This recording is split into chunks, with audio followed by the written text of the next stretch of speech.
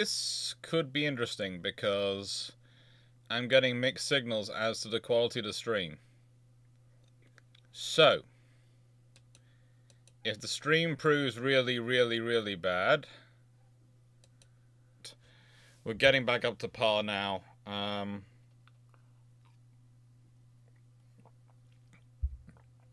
guessing my sister's teaching hadn't finished quite as quickly as she thought it would. Ah, well, right. So that's one for the turn-up books. Let's see what happens. Hello, everyone. Can you see me? Is it all working about?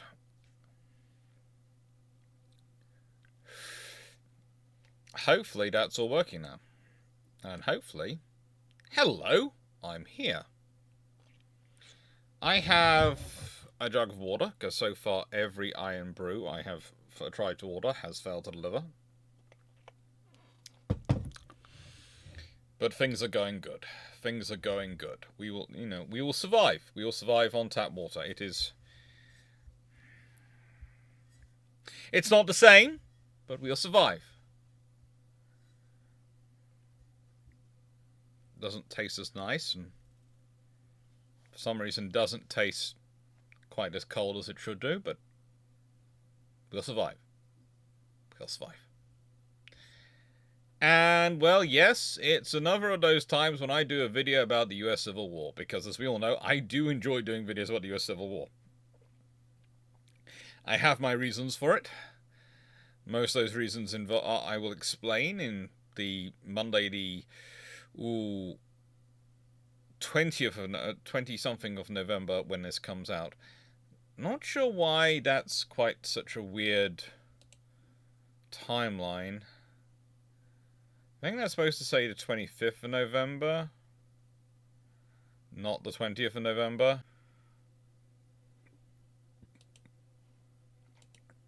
Now let's see if that works, shall we? Let's see, that looks like it's doing better. It looks like it's happier.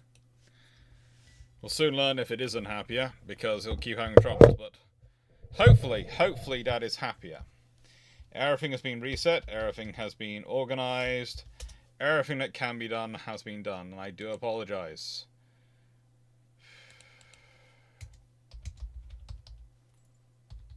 And I'm just re-logging it back into everything, so that I can do everything. Honestly though, this isn't a bad metaphor for tonight's discussion, because we are going to be talking about a campaign, which was full of restarts. Which was full of kerfuffles. Which was full of issues.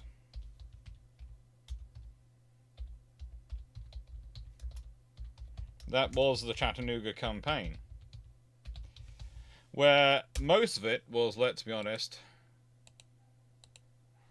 about the people involved and the commanders vying for various positions in their own ways between different sides. The different sides have their own styles of how they're going to vie for permission completely. Oh, I think I've found out what his problem was. Oh. Well, I have to upload tomorrow's video overnight then. That hasn't uploaded properly.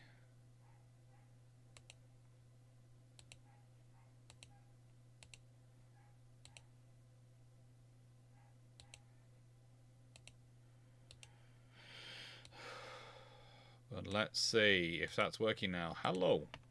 Hopefully that's all working now. Oh, apologies. Right then. Hello everyone, and welcome to the Chattanooga Campaign. Now, I have to admit, when I was scheduling this, I thought, oh, everyone's going to wonder why I've put this in here, because it has seemingly very little to do with the sea, but it has quite a lot of riverine warfare in it. And that's quite a big subject. But no. It isn't really about that. Yes, I do not have Iron Brew this evening.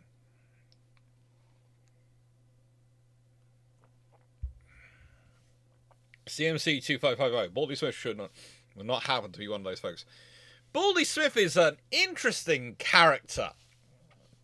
Baldy Smith has a personality. We're gonna say it as that. But of course, all of this happened during the US Civil War. Now, here's the thing about civil wars. People presume they're going to be, I don't know, civil, respectful, polite. Well, there's always someone like that. And those people, a good example of them are General McClellan. McClellan spends half his life thinking that he is basically, he likes to pronounce that he's the reincarnated Bonaparte, without realizing the issues that might cause for certain elected heads of state with vis-a-vis Bonaparte's happy personalities. And this is the fun thing, when in 1865 and 1863, this sort of period, when McClellan's relieved his office, his post, and he's writing, some of the European officers couldn't understand why the popular general with his army didn't march home and take leadership for himself. And no, think about the European countries that they're talking about, the officers where they come from. France. Last time a general had done that, not very good. The results, that's not high enough possibility.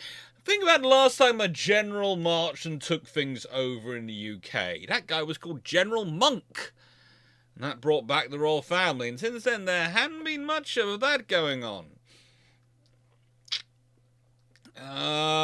We could, of course, call William and Mary's triumphant procession against James II to be such a thing, but really that's such a political kerfuffle. It's far more politics than generals involved in that one.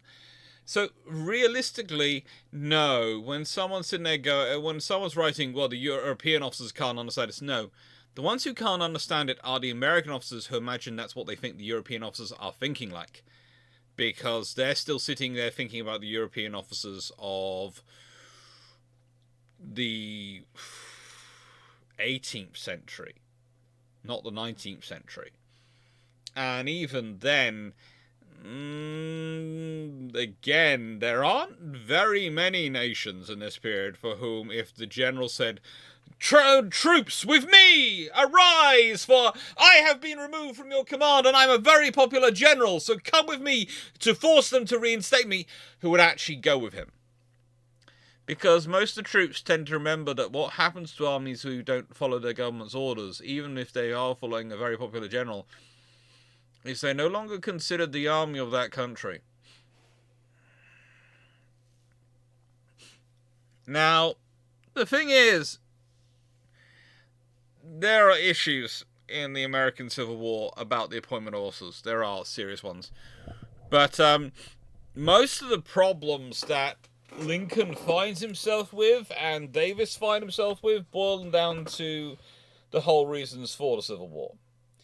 And in terms of the Union, inherits quite a lot of the professionals and senior officers from the armed forces in their positions and institutions of the armed forces, and therefore has to adapt them to fighting this war. And they really haven't been structured to fight this kind of war. And really aren't prepared for the idea of fighting this kind of war. Then we have the South, which has... Well, as I always try to explain to people think it's that the North was... sometimes students especially tell me, well, the North is for federal control, and the South is against federal control. And I go, no, both recognise to an extent that the federal power level needs to exist. Otherwise, they wouldn't have organised it in the South. The thing is, the Northern view was that the federal and state authorities would go along in parallel,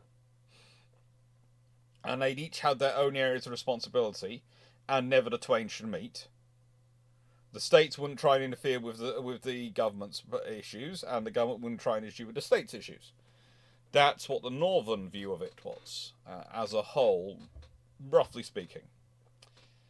The South's view was that the state they would carry on, and then when if a state decided no, that was its area of responsibility, not the government's, the federal government's, then the federal governments had to get out of the way. And then if the state then decided later on it didn't want to do that anymore, then the federal government had to come back and pick up the tab. And this is a problem, because whilst one does fit with a far more democratic approach to the state's rights and state's powers, i.e. the secondary operation, it doesn't fit with good governance, it doesn't fit with the Constitution. And when you empower sovereignty in the people as expressed through a codified document as in the Constitution, you have to follow the wording of the Constitution. The Constitution is quite good with enumerative powers.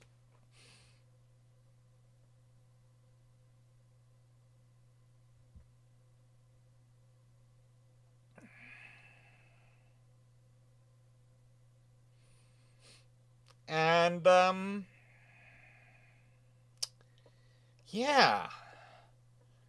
The whole thing is a mess. The whole thing is a massive mess. It encompasses slavery, as I would say slavery is the igniting issue, but not the sole causing issue, and possibly not even the largest causation issue. I'd say the largest causation issue is the fundamental misunderstanding of what governments are there for.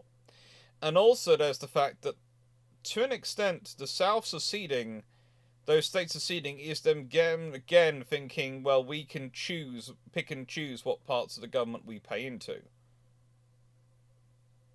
And the unspoken rule about the Union and the United States of America has always been, you can join, but you can't leave. You can join, you can have all the powers within it, but the one power you don't have is to leave. Look through the Constitution. Look through all those systems. Look for a mechanism to leave. If the Founding Fathers had wanted there to be one, there would have been one, but there isn't one. There is theoretical mechanisms, but none of them are enumerated. And honestly, none of them were followed in this case. So it's fun.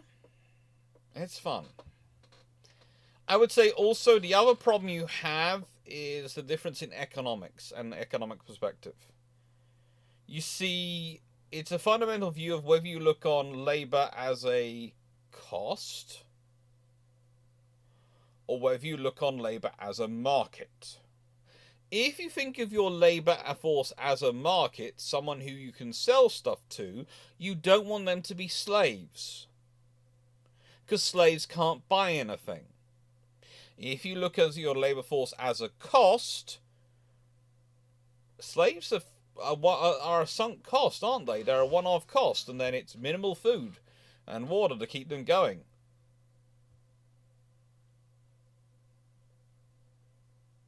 And that sounds terrible to say about human life, and it truly is, but that's also the reality of what we're talking about when you're talking about some of the people who are going for liberation of slavery.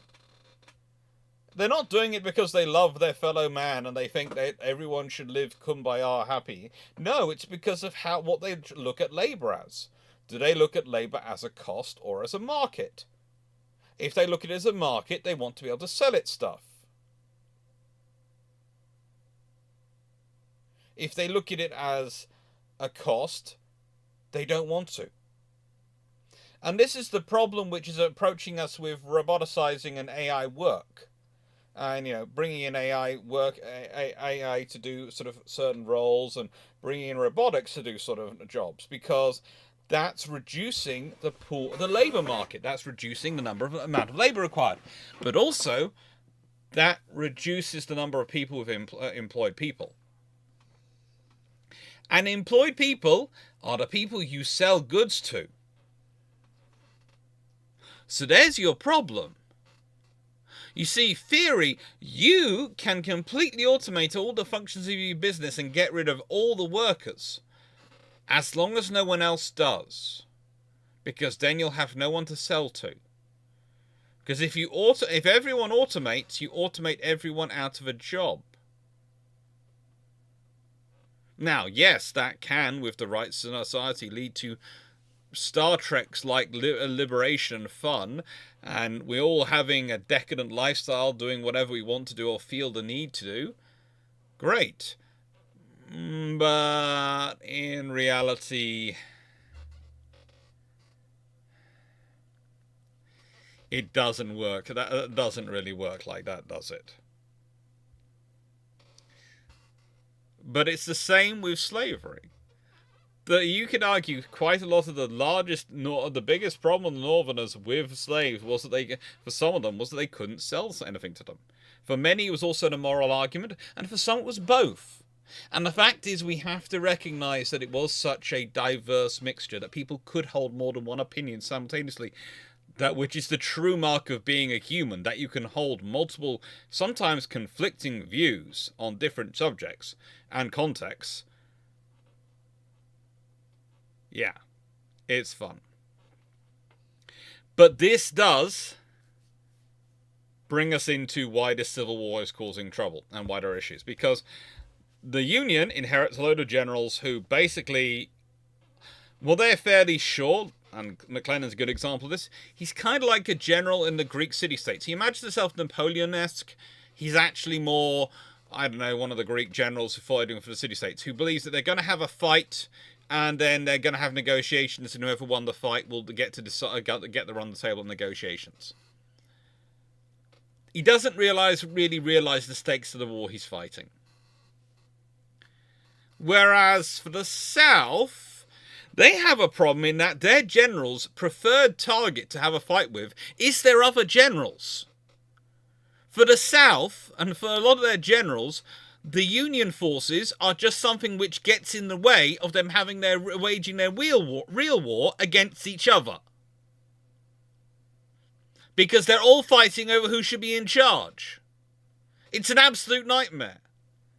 Today's one, we're going to be talking about Braxton Bragg, and frankly, that chap spends half his time waging war on his own army, let alone his army waging most of its war on him.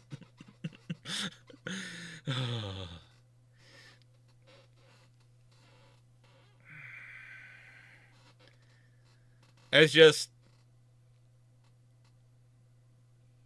terrible. It's terrible.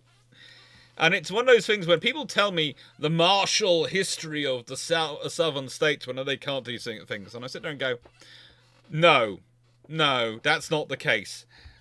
In nicest way, as martial as the troops were, I would give equal valor to both sides. But I'd say at least one side got control of their general officer corps, the other didn't.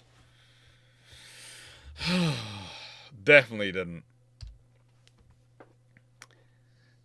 And this is when we get into the problem in the war in the West. Now, I want to put my hand up here and say I have a bit of a soft spot for old Rosie.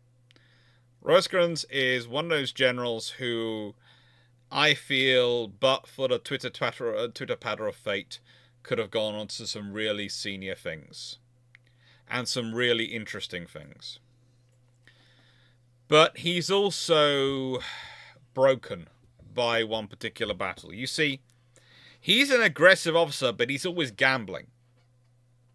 He's gambling on his instincts. He's gambling on what he can deliver. And he's basically boxing Braxton Bragg around. He's taken over from a guy called Buell, who was frankly one of the least inspiring generals of the US Civil War. Least inspiring. And he's done a fairly decent job. He's an aggressive commander. He's in charge of the Army of the Cumberland. And despite the division of the Mississippi already being planned, the odds are he'd have been second in command of that, not Sherman, if what had happened hadn't happened at the Battle of Chickamauga. Chickamauga happens outside of a place called Chattanooga, which is where we're going to be talking about. And Chattanooga's important because it's a key point between two railroads. It's got some coal around it. It's got some iron around it. It's got a lot of industry in it. And it's also on the Tennessee River. This is where the Tennessee is navigable. This is an important place. This is a critical place. And as you can see, I've got a poodle who's decided he wants to be attention. And Roscron's Rosie was an absolute master of maneuver, as Michael has already put in the chat. He was. He'd outmaneuvered everyone. But the trouble is, he has a similar issue than a certain British admiral, Beatty, in that sometimes his communications needs to be interpreted. And he sends a message to a divisional commander, basically, I would say, hoping to shorten up a line and bring forces together to stop a gap being created in his own lines. And instead, what our divisional commander interprets him to do is to withdraw his troops from the line and march them into another division to firm up that division. So basically, if you imagine you've got two divisions like this, what he meant was, actually, can you just come to about here, please, so there's no gap between you two? And what this guy actually interpreted as going, well, what I'm going to do is do this, which opens up a massive gap here, which Bragg managed to pour Longstreet and others into. And that's fairly successful for Bragg. He wins the battle. Rosecrans gets wounded. He falls back on Chattanooga, tries to organise things a bit there, but honestly is being sort of mentally and psychologically defeated. His second in command, a guy called Thomas, who's probably one of the best generals of the Civil War, takes command, managed to organise a defence that holds him off and becomes known as the Rock of Chickamauga, who holds his forces together. And basically, because Rosecrans didn't go back to lead from the front, because he had been... Look, I have this opinion, I've always had this opinion, that you can do so many brave things and then you need to rest. With me, I would give the example, and this is nothing compared to fighting Civil War, but it's something to think about. A few years ago, I was writing lots and lots of job applications to try and get lecturing posts. I still do write a few number of job applications, but nowhere near like I used to. And most of my contracts renew, or I get asked if I would like to interview for contracts, or I get approached. Nowadays, I'm senior enough up, I'm good enough at my job, I'm recognised in that way. But it used to be a case of, if I'd received like 50 rejection letters in a row, I gave myself a day off because, frankly, I didn't have the stomach for writing another letter. And my view is this: if it's like that with job applications, imagine what it's like going into war and charging into the front of your troops time and time again to salvage a situation. And he'd done that so many times before. He just couldn't do it another time. He didn't do it this time. And arguably because of that, he's removed from his post. Now, it's not quite the same as that, because also it comes down to the fact that Grant feels that whilst he doesn't like either Rosecrans or Thomas, he can get Thomas to do what he's requesting him to, whereas Rosecrans is too independent of mind to do what he wants him to do. But either way, it breaks them.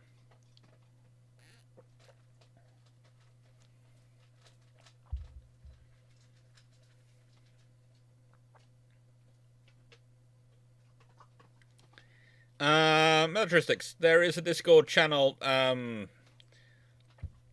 Don't worry, that's sort of basically in the Discord server. But honestly, the only rule we have on my chats and the things is that I will allow pretty much any topic to be discussed, as long as it's not trolling and as long as it's not teaching my little cousins any new words, because I have a lot of 7-year-old plus cousins who watch my videos, and if they learn new words, then the cousins of my age group will outnumber me, because I'm the only boy in 40 of them. So basically, it doesn't matter if they are farm kids or anything like that. It doesn't matter. If they learn new words, it's going to be Uncle Alex's fault, and Uncle Alex will get hurt. So the rule is just no swear words, because that's it. No swear words, okay? Purely to keep my skin attached to me. I'm not doing this for censorship. I'm doing this for self-preservation. Other people in this world fear counselling. I fear being outnumbered and trying to run from them all.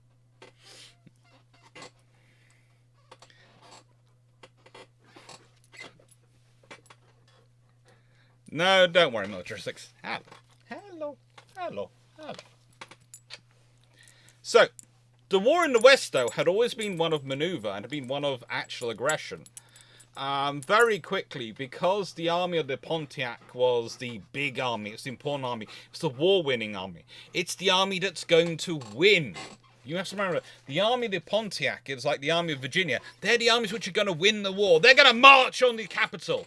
They're going to march on Richmond. They're going to march on Washington. And they're going to win the war. So all the people who want the glory basically head for those armies. Now, that means you end up with the other armies getting other officers. Now, sometimes these are quite good, and some of the Confederate officers they get are really quite good. But again, the trouble is with the Confederates is they get a lot of very good independent leaders, not a lot of very good corps commanders or divisional commanders. They get a lot of people who are very good off on their own as being their own independent command, not very good at cooperating with a chain of command. Potomac, not Pontiac. It was always pronounced as Pontiac when they were selling it in the UK. Anyway. So. The Union did have a slight advantage, though. By having regular officers and recognizing the difference between them and volunteer officers and militia officers and organizing everything. Hello. Sorry, someone's being very, very affectionate tonight. They are... they are sort of benefiting from having some sort of staff structure. Now, there are some officers who do take the staff structure to an extreme. There's a fair number of officers who seem to like to employ a load of Europeans and set up almost a court of staff officers. Oh, good lord, it's stupid. It is stupid. There are officers... my favourite is the fact that there are people who go, well, I'd like a unit like... This French unit is very famous. I'm going to capture that fame by dressing my soldiers exactly the same as they wore. Yeah, not very good for organising your troops and making sure they're recognisable on a battlefield. Yeah...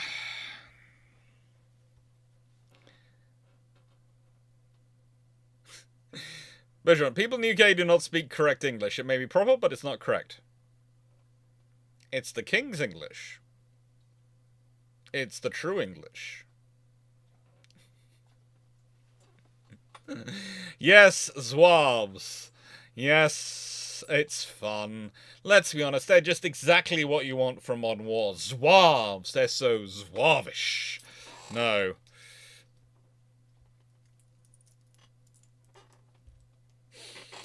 Anyway, so Rosie's basically breaking down.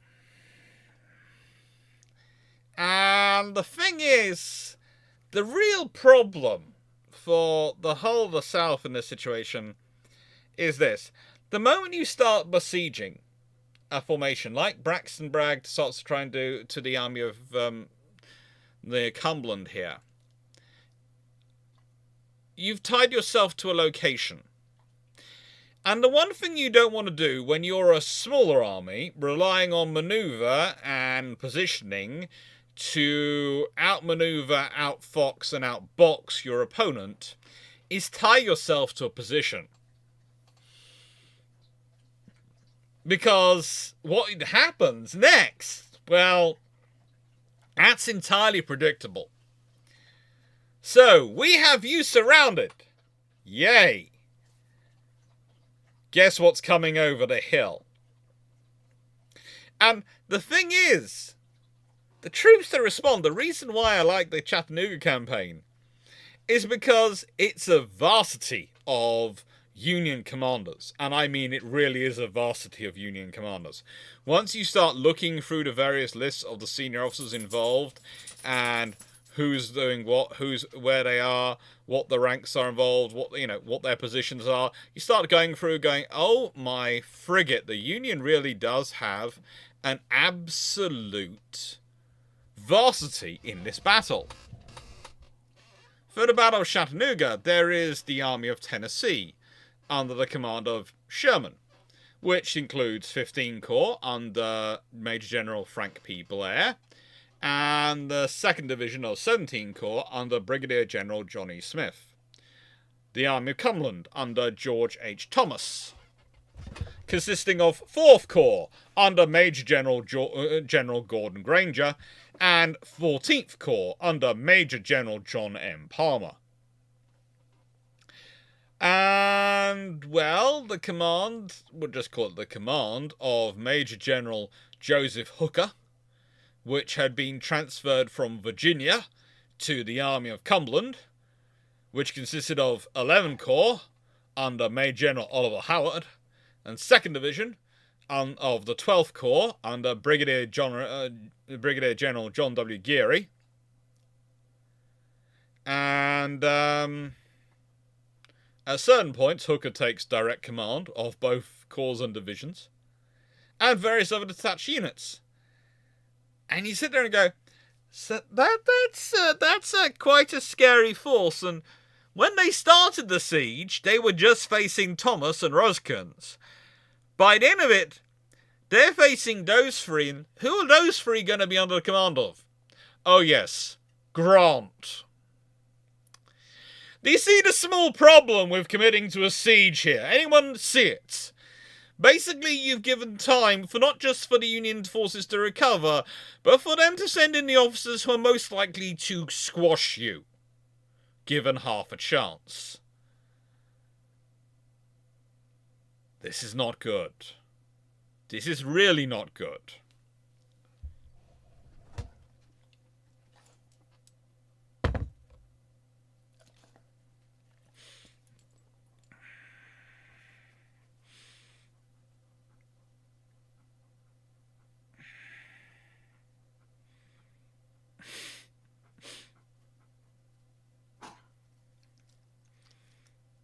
I think the debate about whether Hooker is set on General Hooker or not is kind of lost when you realise it was used in the press from about 1845 onwards, and Hooker's not really famous until the 1860s, so it's kind of hard for him to be the origin of it if he wasn't even around to be the origin of it.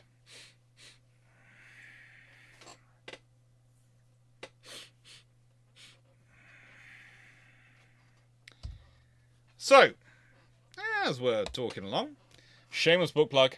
Always good to have a shameless book plug. Now, the reason I've got a shameless book plug in here is I want to say thank you to everyone for your support, for the super chats and all the super thanks. It really does mean a lot. It's one of those funny things. At the moment, I structured everything around waiting for the to prep for next week's Historiathon, which is going to be a really fun thing, hopefully. I'd structured that mostly around the concept of when I was supposed to get paid by another paycheck, because I get YouTube comes in on a certain day of the week, a month. Patreon comes on another day, and basically they're usually about a week and a half apart. And then usually one's in about the first week of the month, one's in about roughly the end of the third, beginning of the fourth week of the month. And I have another one which usually comes in about the second, third week of the month. Yeah, that hasn't arrived yet. So we're crossing fingers that arrives by Monday, so I can make the preparations necessary for the Historiathon. It should be. It doesn't not usually that late. But I do find it funny that the amount of times I'm told by colleagues, you shouldn't base your research funding in the people on YouTube and Patreon because, it can't be reliable. And yet the one which I can usually rely on coming in on the right date at the right time with a roughly predictable amount are those two. I find that amazing every time. Although, currently, there are funds with the fact that the exchange rate is getting interesting, but we'll leave that to one side.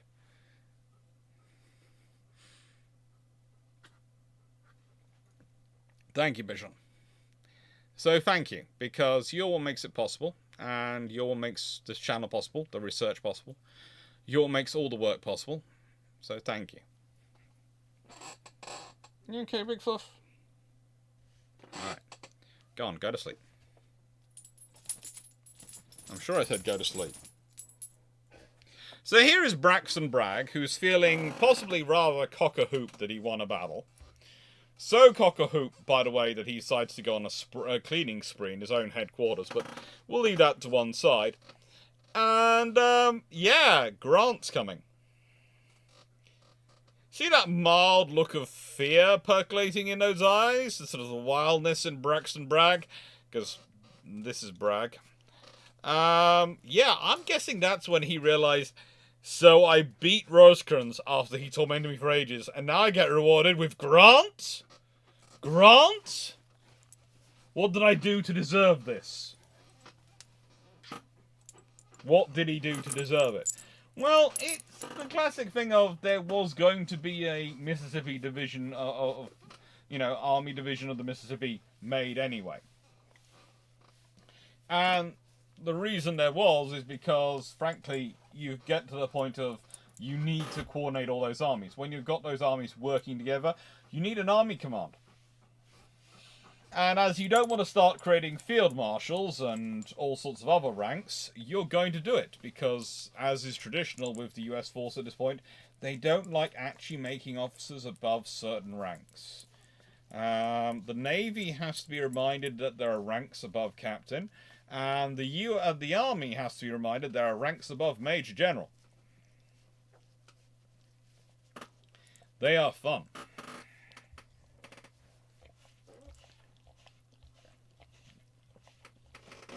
Yes, I know. This is just what Bragg wanted to be coming to him. Unconditional surrender grant.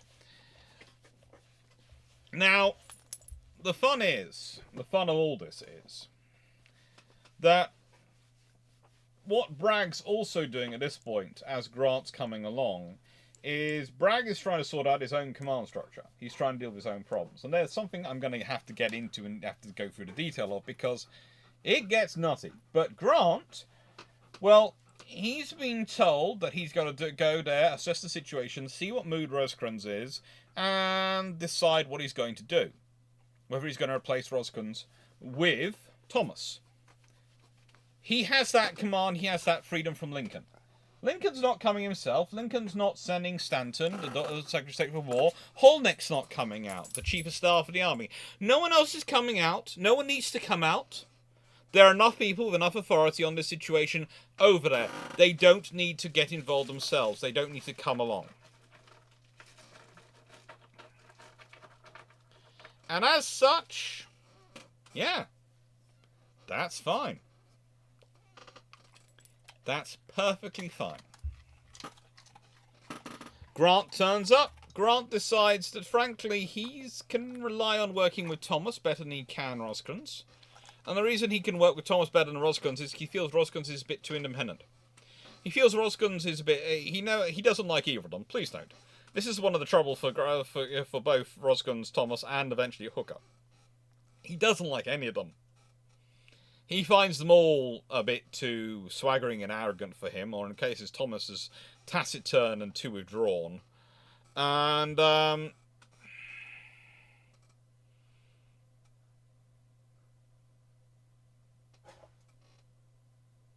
well, Sherman gets him. Sherman works with him. But Thomas he can work with. Thomas, whilst he's independently minded and will be his own Rock of Chickamauga, as he was, Thomas will at least acknowledge Grant in charge. So that's what he does. He uses the opportunity, he removes Rosecrans, and he puts Thomas in charge. And then he sets about sorting out the rest of the situation he's found himself in. And as such, it's worthwhile considering quickly the Union command structure as it is. He has Sherman, at the end there, permanently angry, permanently ready to be violent when necessary, and a very aggressive commander. You have Thomas here, a stout, diligent, very, very clever officer, very capable officer, whose only problem is he's really not that good at self-publication. And honestly, that's probably why he's found himself in a position where he is. Because for a Butterfly Wings, a couple of things either way, he could have got far more senior. Are you not going to settle down tonight? You're being a bit fussy. What's the problem? What's going on? What's going on? Calm down. Okay, calm down.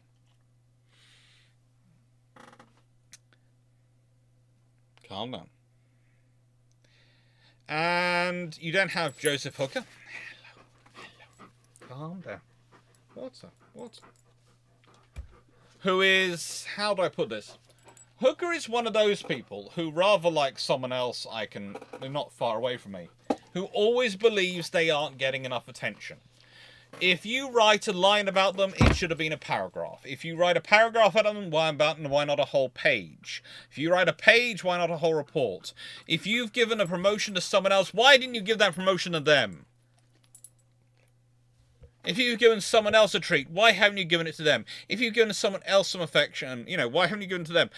It should all should be about Hooker. Hooker, the trouble is, though, he is actually pretty darn good. He is pretty darn good. He has this chip on his shoulder, but he is actually pretty darn good at his job. And so this creates a problem, because he does do things which are worthy of actual attention, and actual affection. But the classic thing is, after this battle, he feels that Sherman gets too much praise from Grant in comparison to him. Grant's battle had literally Sherman had been a linchpin for his battle plan. So who's going to get the most praise? Do you want to go garden? Because you went just before we went live. But do you want to go garden? Because this is becoming a little bit silly. They're going to get an impression that you're a badly behaved doggy and you're usually asleep the whole day in here while I'm working. No, so what's the problem? What's the problem?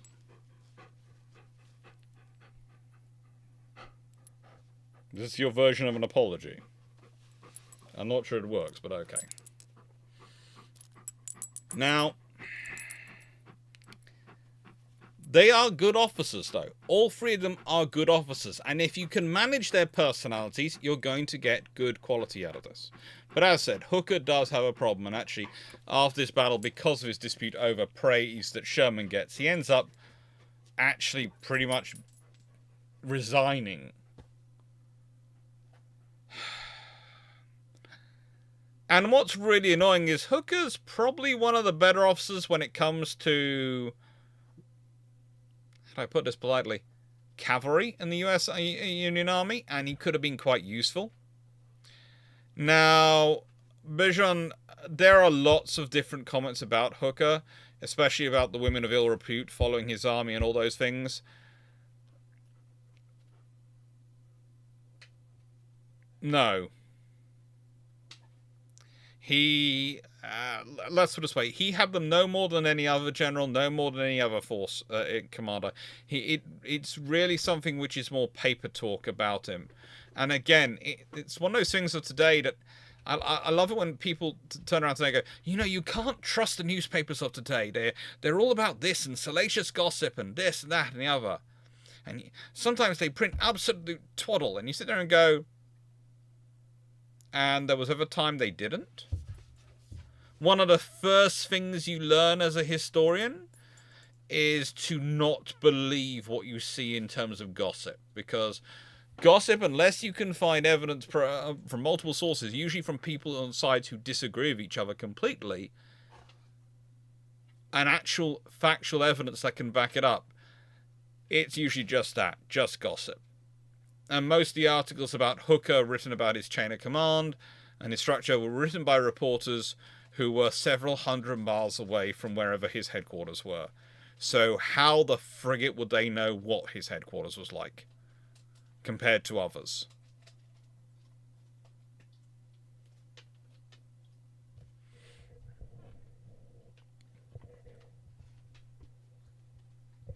Sherman wanted to treat reporters like spies. Yes.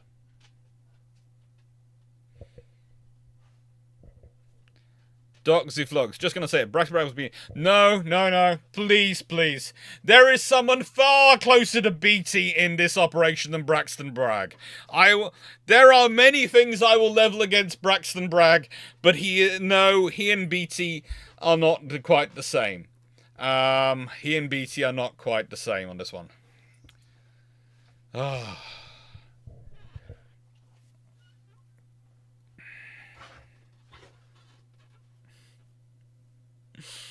So yeah, that's the Union command charges. That's who are in charge of it, and who's running it for Grant. For Braxton Bragg, well, he's indulging in the favourite Confederate game of command politics merry-go-round. All together now, isn't this gonna be fun? Yes. It's going to be fun, because what you do after you've had a victory, the first thing you should do is fire any officer who didn't do exactly what you wanted when you wanted them to. And in the nicest way, when you start looking at the people he tries to get rid of, then you realise why I'm saying he's not the BT in this scenario. He gets rid of Henman and Polk. Leonidas Polk is probably one of the most interesting officers in the Confederate Army. He's a bishop of the Episcopal Diocese of Louisiana, founder of the Protestant Episcopal Church in the Confederate States of America, and he's also a lieutenant general in the Army because of political religious connections, and because he's a fairly decent general when he can be minded to be. Please note that's when he can be minded to be. He believes that you don't do fighting or moving on certain days of the week, which causes other people to sometimes take advantage of him.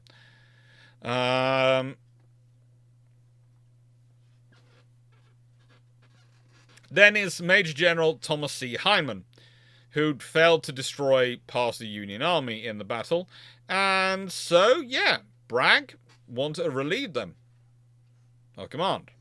Unfortunately, he relieves them of command, and so 12 of his most senior generals, suggested to by a guy called General Longstreet, who we're going to be getting to in a second, who really does give BT a run for his money in how not to communicate with your senior officer.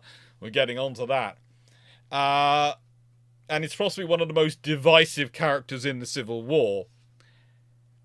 12 of Bragg's most senior officers sent a petition to President Jefferson Davis demanding Bragg be relieved of command. So Davis, the president, has to personally come and visit Chattanooga to hear their complaints. He has to personally come to the command headquarters to hear their complaints and decide what to do. He decides to retain Bragg in command because, frankly, he listens to them and most of them are going, most of their complaints along the lines of, he shouldn't be in command, I should be, because I am glorious. I swear one of them, it's the basic thing he's saying is, I should be in charge because I have a better beard. Anyway.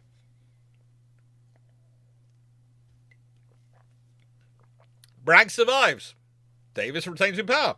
And he turns around and does what he does best. He fires Lieutenant General D.H. Hill and Major General Simon B. Buckner. Look, it's a good job they were conducting a very loose siege of the Union forces in Chattanooga at this point, because if they'd been doing any actual operations, their army would have been toast because they would not have known who was in charge. They were having a bad enough time when they did know who was in charge. At this point, no one knew what was in charge. And if Rosecrans hadn't been as stunned as he was, he would have organised something to go and attack, because that's the kind of commander he was, to roll the dice. If Thomas hadn't been given the orders that he was given by Grant, because Grant heard some rumours that Rosecrans was breaking and was going to organise a withdrawal from Chattanooga. Rosecrans was never doing that. He was working out how to fight back and doing all sorts of things, but he was never planning on withdrawing. So Grant sends a command to Thomas to hold Chattanooga, and Thomas basically goes, "We'll hold this till we starve." And so they're not moving out.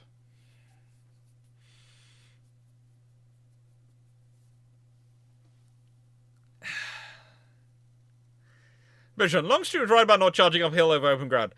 Yeah, he's right about that. Wait until you hear the rest, okay? Wait until you hear the rest.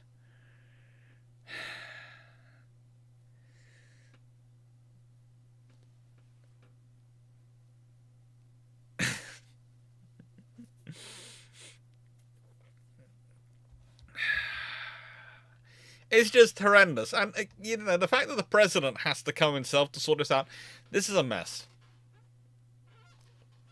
Now, of course, if whenever I say that, people go, well, the President Lincoln goes to see the army of the Potomac.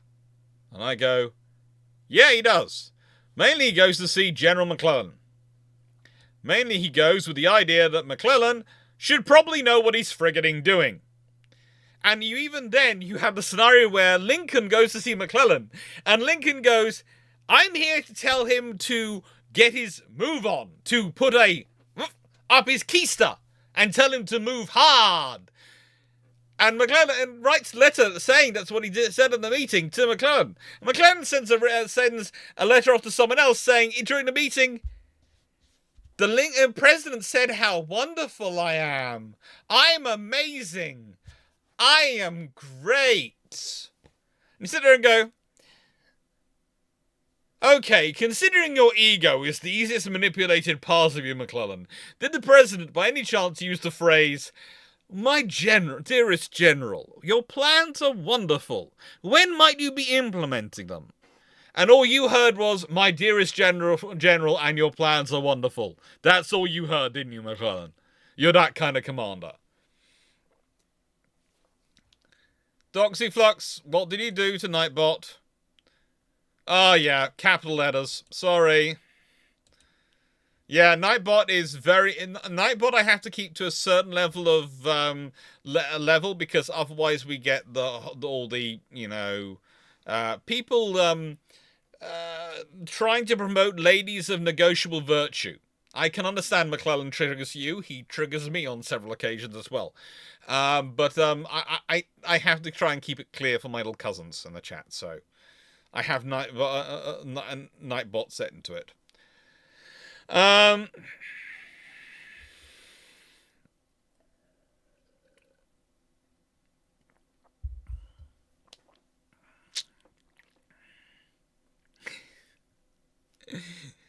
But, you know, the president doesn't have to come out to the West. He doesn't have to come out to the West. And the interesting thing is, when Grant arrives, he finds that a certain general called Brigadier General William Baldy Smith, the gentleman standing, has already got a plan for how to solve the problem of getting supplies through to Chattanooga. Because whilst the Confederates are besieging them, they're in a sort of semicircle. And there are weaknesses to their positions. And thank Lord, they're going to be so enabled by weaknesses. And basically, his idea is quite simple. Okay? There's a little part of the river. It's, it's not that far, but it works out that it's called Brown's Ferry. And there's an overground route, a land route, from Kelly's Ferry to Brown's Ferry. And if, considering the Union already have control of Kelly's Ferry, pretty much, if they get control of Brown's Ferry and are able to send some troops up Lookout Valley, they'll be able to have a secure supply route to Chattanooga. Now here's the advantage. Guess where Hooker and 20,000 troops from Virginia... Well, not 20,000 troops. Yeah, is it from Virginia? Yeah, it's from Virginia. He's coming down that direction, coming from West Virginia area. 20,000 troops from the army of the Pontiac and that sort of area, Pontiac and Virginia, are coming from. Yes, they're coming up Lookout Valley. Isn't that brilliant? That's where those 20,000 troops are coming from. Isn't that nice? There's also a few thousand troops coming with Sherman. It's just lovely. So All they have to do is capture Brown's Ferry intact and quickly, and hold it, and eventually Hooker will get there with his troops, and then they will never be able to take it. So, it's an important area. And, well, how do I put this politely? What do they, Bragg has realized it's important. So he's got his best troops. He's got Longstreet and his Virginians. That's where my Virginia's starting to confuse me, because there's so many different peoples from West Virginia. They're all the troops that have come from the east, etc. are there. Are holding this position. Are holding Lookout Mountain. Are holding this area. Because they're his most reliable, battle-hardened, and most importantly, most rested troops than the ones he had maneuvering versus Rosecrans for months beforehand, before the Battle of Chickamauga. So he's put them there. Now, in any normal world, a brigade of troops would not be able to raft and pontoon past your positions looking over a river. But it's a dark night. Everything goes their way. They get past. They take Brown's Ferry. They do. And that's great. And then they're attacked. And the guy who leads the troops into there is the guy up there called General Hazen. Brigadier General Hazen. Looks like a fine gentleman to be leading such an attack. And, well, they get there. They're in position.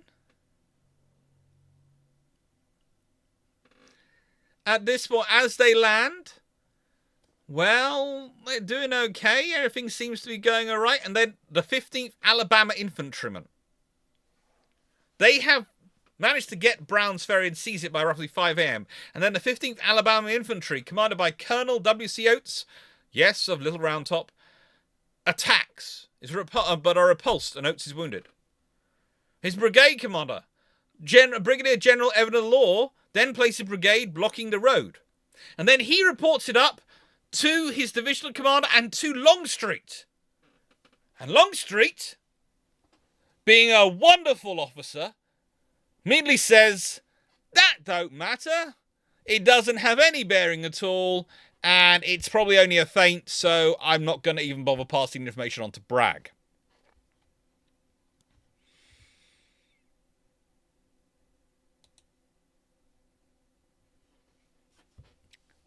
Now, please note, this is where Longstreet starts to earn his status as the Beatty of this battle from. He really does. Sorry to hear that, Stafford. No. Ooh. Truck's gone. That's never fun. When your truck or your car goes, it's part of you going. So I'm sorry to hear that. Good luck.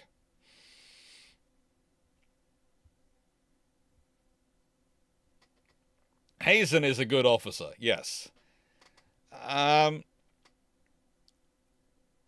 this point, when Bragg learns of the fact that the Union have done this, he orders Longstreet to retake the ground immediately. But Longstreet does nothing. Absolutely nothing. And so Smith's men had the entire day to strengthen their position and organize themselves. And frankly, they do it well. But oh no, it gets worse, because guess what arrives at roughly 1530 hours, between 1530 hours and 1600 hours? Oh yes. Hooker's advance column starts marching into Brown's Ferry. So yeah, now there are the best part of 20,000 troops there. Good luck anyone getting them out of there. Good luck. Halleck, the commander, the chief of staff of the U.S. Army, gets a lovely message from General Thomas at this point. Amazing how they can communicate, not just Grant, but with Grant, but with Halleck, everyone. They can send the messages up the line in the Union. They can actually tell each other what's going on. That supplies would soon be flowing over the Cracker line, And they expected a few days to be pretty well supplied. Not just adequately supplied, but pretty well supplied. Doxy Plus. Okay, I see your point about being BT in this campaign. I haven't even started on why he's the BT of this campaign. It's not even begun. Okay? This is not even the beginning of the end of him being the BT of this campaign. Okay, so, he gets several orders from Bragg to attack Brown's Ferry. I mean, Bragg tries everything, barring going himself to see Longstreet and possibly sending smoke signals. But everything else he tries. He sends others to give him orders, he sends generals, he sends messengers, he sends handwritten notes, everything he can get Longstreet to actually do his job. And Longstreet just goes, nope, it's a feint. I'm not wasting force on a feint. No. Oh. Anyway. Eventually, though,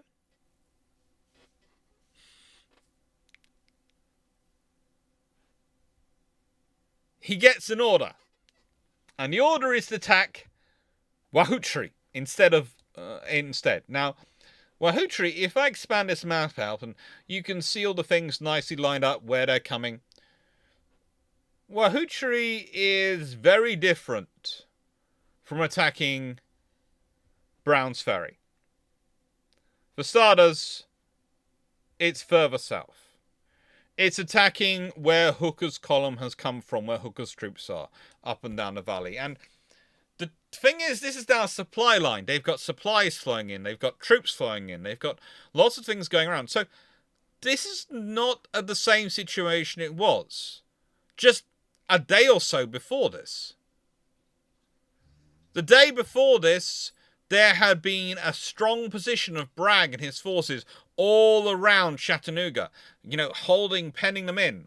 Now they have troops cut off up here. They can't do anything. They're cut off. They have to work out how to withdraw. They are now behind Union lines. Add to that, Grant now has many, many troops with him.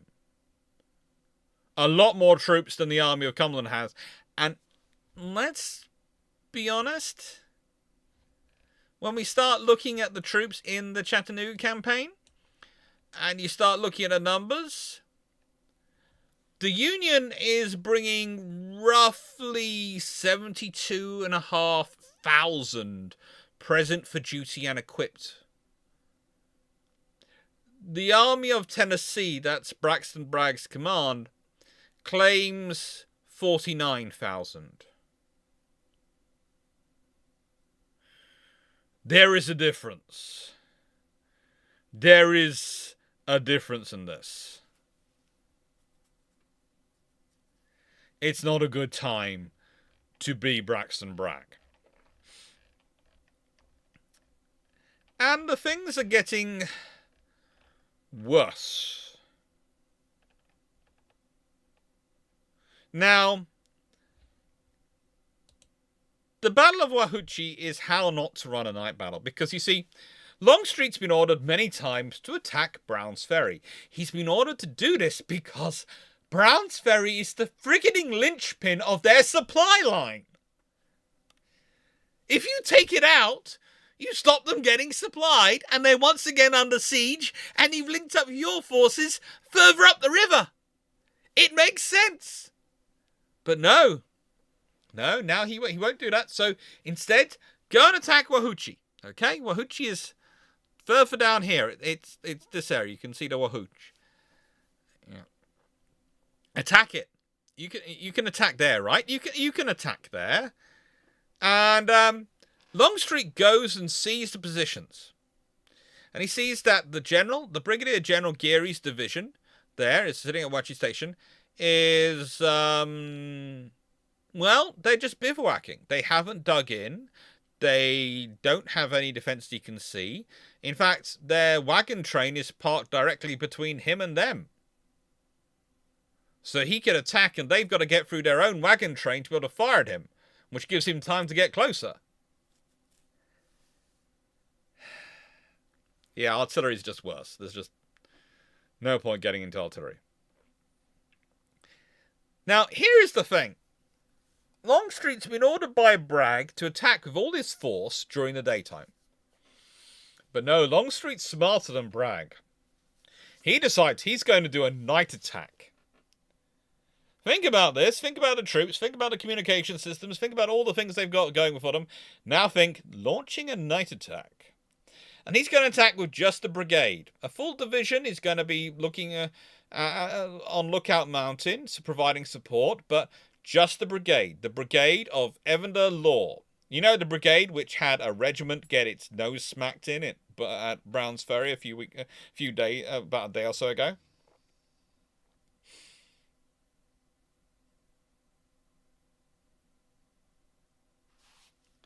Oh, sweet. Yeah, I slowly will get through the American Civil War at certain points. It's something which I wander into occasionally because it's a subject I find very fascinating. And I've taught it a fair number of times. Anyway, so Longstreet orders this night attack, which is supposed to go in at 2200 hours.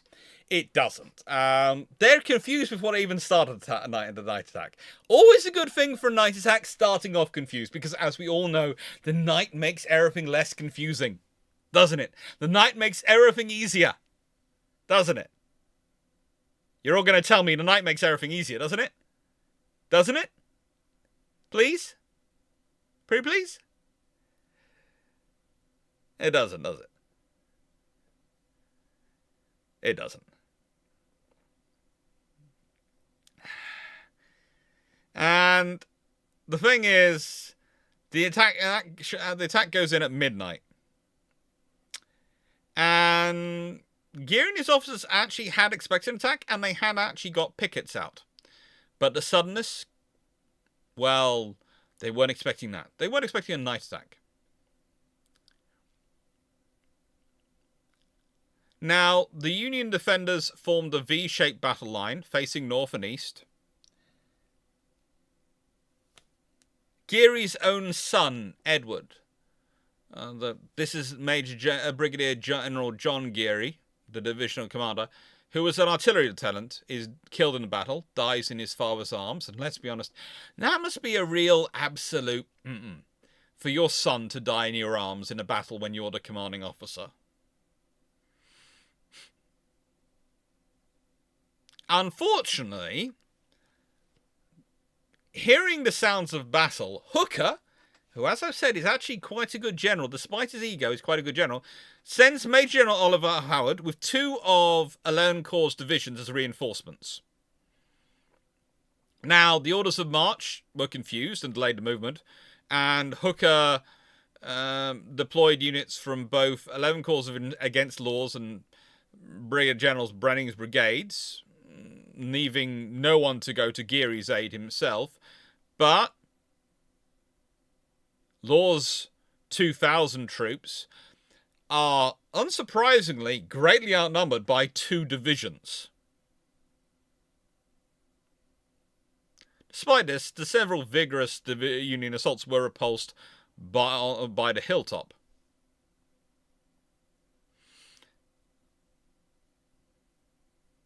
But at this point, Law gets a report that Bratton, another brigadier who's doing another part of the attack, is going to retreat. So Law decides to pull back. Just as his men left their entrenchments, a division, well, pretty much a brigade, but reinforced heavily, spills over those entrenchments and starts capturing stragglers and scatters the regiment.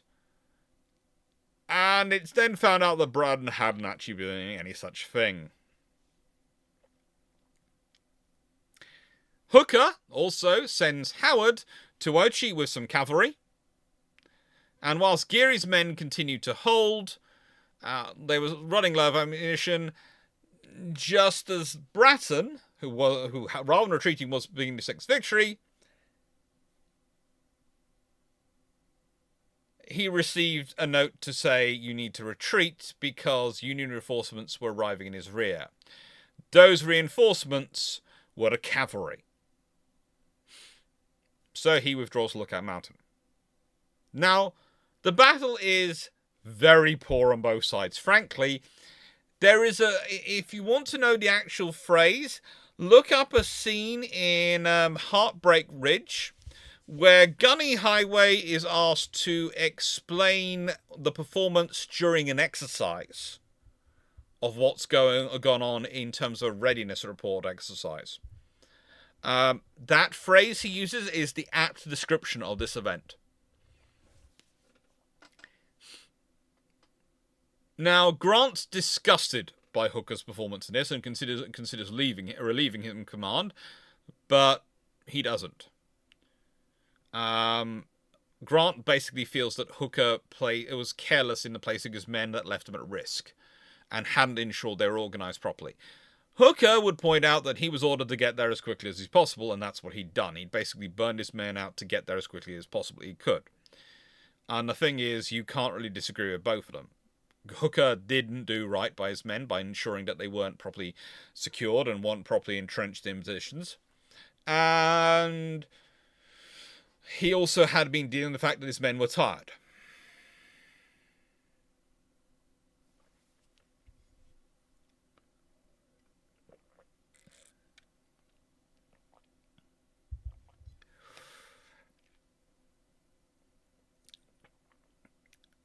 Bragg is disappointed with Longstreet and feels he'd done an ill-conceived, ill-planned, and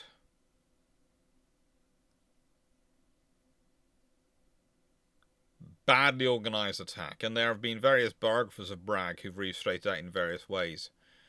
But yeah, at this point, thankfully, probably most thankfully for Bragg and the success of his army, and the survival of his army, Longstreet is going away. Yes, he's taking troops with him. He is. But Bragg knew the siege was already effectively broken. He knew the siege was effectively broken. There was nothing he could do about that. And retreating from the area or assaulting the Union fortifications at Chattanooga, waiting for Grant to attack, all these were his options. But the thing is,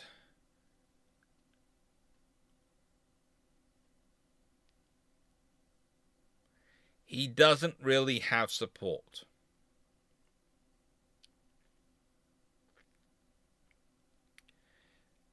Longstreet and his two divisions were to be sent into East Tennessee to deal with Burnside, who was causing trouble there.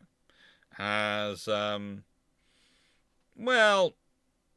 Major General Ambrose Burnside of the Union Army of Ohio was occupying Knoxville and doing all sorts of naughty things as far as the Confederates were concerned, but very practical things as far as the Union was concerned. This is the other trouble for the Confederates. They never have as many armies in the field or as larger armies in the field as the Union. This is their problem. Ganachi, I do keep calling it Chattanooga. I'm sorry if you are mishearing me or if you just... it's accent thing, but yeah, it's Chattanooga. Chattanooga. Right.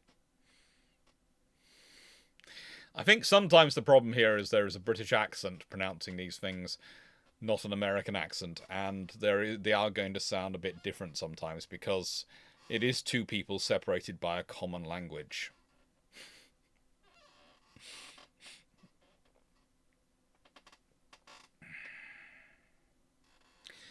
Burnside was better than his reputation, but not a lot better than his reputation. Feeling parallels between the CSA and the High Seas Fleet. Well, they have similar issues. Oh, they have similar issues to the Battlecruiser fleet as well.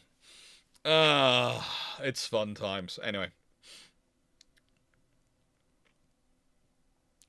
So, yes, he is sending Longstreet's divisions back to the Army of North Virginia, and they will go through. They will go through Knoxville on their way, and the odds were that they would help things out there. Now, yes, this means there's a loss of troops. He would lose about 4,000 soldiers going with Longstreet. But he also got rid of Longstreet.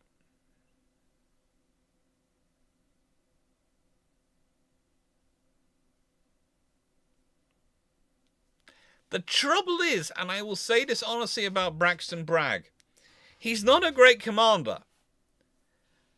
But there aren't really that many great replacements for him around. There are lots of people who think they'd be amazing replacements for him, but there really aren't that many options. The South is never short of people who think they're great generals, but is often short of people who really are actually good at the job. Because for many in the South, being a great general is charge at the enemy. And the reality is it's a lot of paperwork, administration, logistics, organization, all these things. And they're not, they don't seem to have many people who appreciate that. Some of the few are President Davis himself and General Lee. And even Lee, honestly, Lee doesn't rank in my top 6 generals of the US Civil War. I think he is consistently overrated. But I think part of the reason he's consistently overrated is because of who he faces.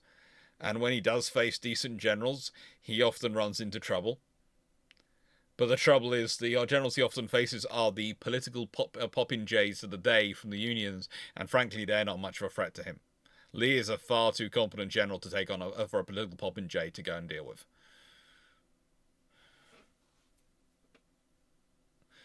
Neil Woodall, AOT leadership makes so look normal.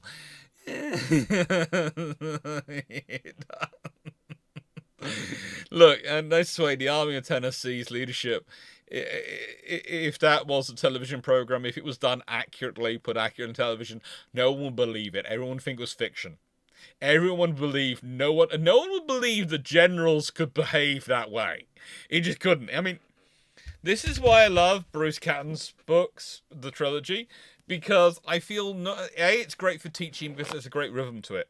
And students enjoy rhythm when they're learning. Rhythm will work to pick it up.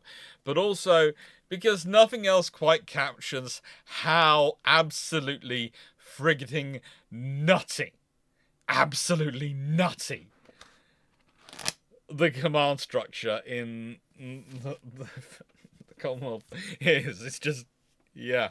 Confederacy is just, yeah, it's a nut.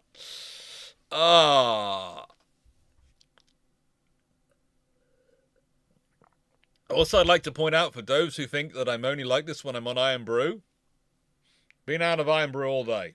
None of the deliveries which were ordered have come with Iron Brew. They've all had it cancelled on me.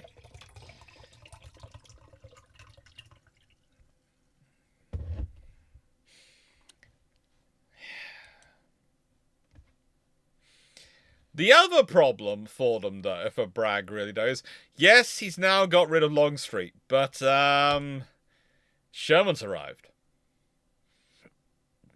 And this is a problem for lots of people, because Hooker had been feeling pretty confident that he was going to be leading the battle. He was going to be emphasizing things. But no. Grant takes his time. Excellent. No, I can confirm Dr. Light's like this. He's only quiet until he's got his burger and coke. Until he's got his burger and coke.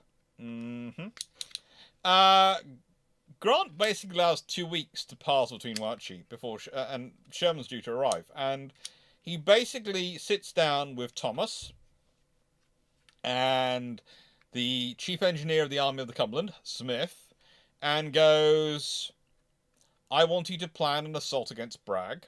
This will start with an attack by Sherman on the Confederate right."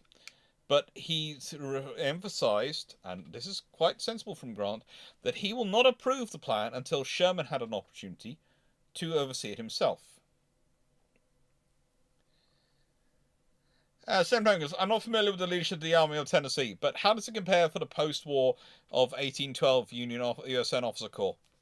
It's practically the post-war 1812 USN Officer Corps is practically peaceful compared to them.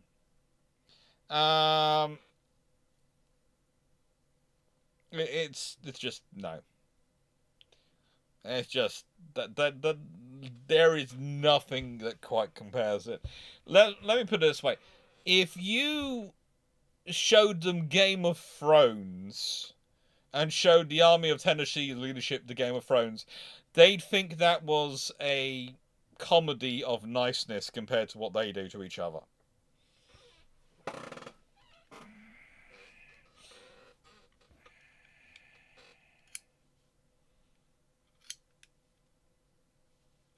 Miles, Lee probably had not failed early enough early in his career.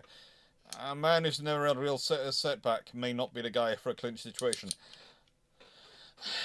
This is one of the things. Is one of the reasons why one of the elite units of the British Armed Forces in World War II wouldn't take people who hadn't had pets. Their reasoning was this: if you've had a pet, you've had a significant bond with it. It'll be like a very close friend, especially while growing up. Due to their shorter lives, they will have died. So you will have dealt with the loss of a friend, as you will already therefore have in your minds the coping mechanism therefore for how to deal with the loss of a good friend or grandparent, i.e. pets or grandparents who died. You are suitable for you could therefore more likely deal with the stress of losing a friend in combat and carrying on with the operation. I'm not sure if that's true or not, but that was their logic in 1942.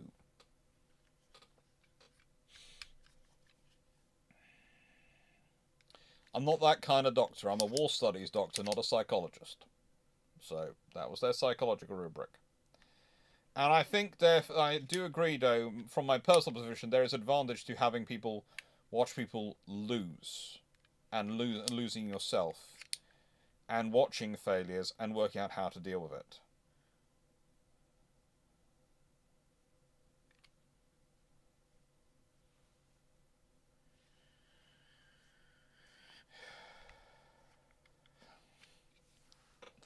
I'd love to come visit the Cairo at Vicksburg. It would be lovely, near Woodall.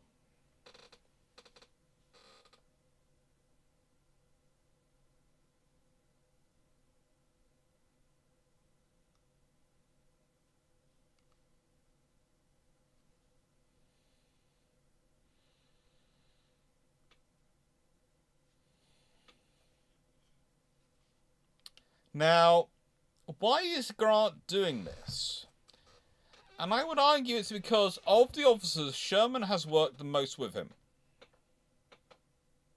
Sherman understands his instinct most.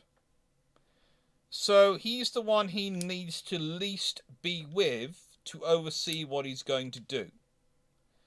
If he has Sherman go off and attack on one of the flanks, Grant can position himself to watch the other two and can organise them from there. He doesn't need to worry about what Sherman's doing. And if he has Sherman kick off the attack, he can trust it will work. And if it isn't working, Sherman will tell him what's going on.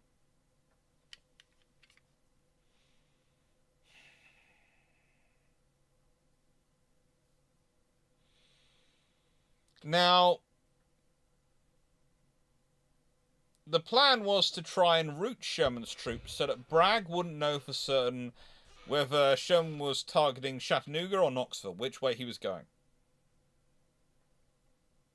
Army of Tennessee or IJIGN. Look, the Army of Tennessee might not be as prone to physical violence and killing as the IJIGN, but they are far nastier in their own ways. Far nastier in their own ways. Now, the interesting thing is, of course, as is normal with Sherman, he arrives ahead of his troops. He arrives on November 15th. He goes and looks at Missionary Ridge, one of the most famous battlefield sites in the United States. That he was designated to attack, and he remarks that he can seize it by 9 a.m. on the assigned day. This is Sherman. If Sherman says he can do something by some time, you can guarantee he's pretty darn sure he can, and he will do his level best to do so. And that's his plan.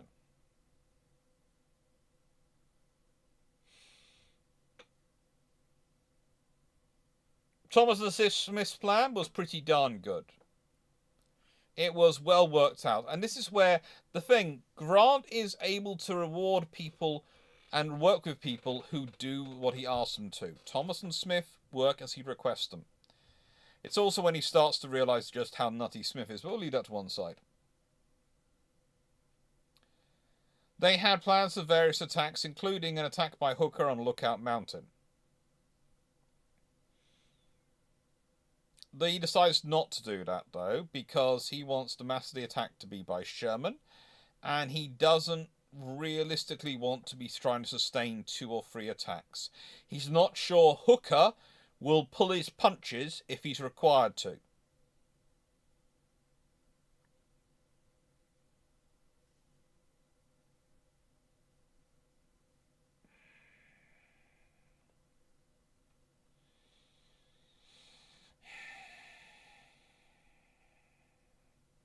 It's not a good situation. They start preparing, they start building up organizations, they start putting in various supplies. The trouble is, Bragg has no real way of knowing what's going on because he's dispatched most of his cavalry to Knoxville.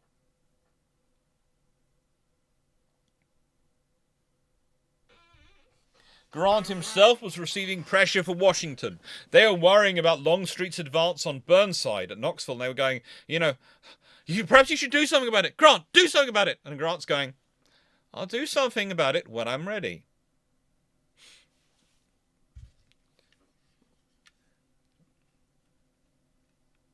I'll do something about it when I'm ready.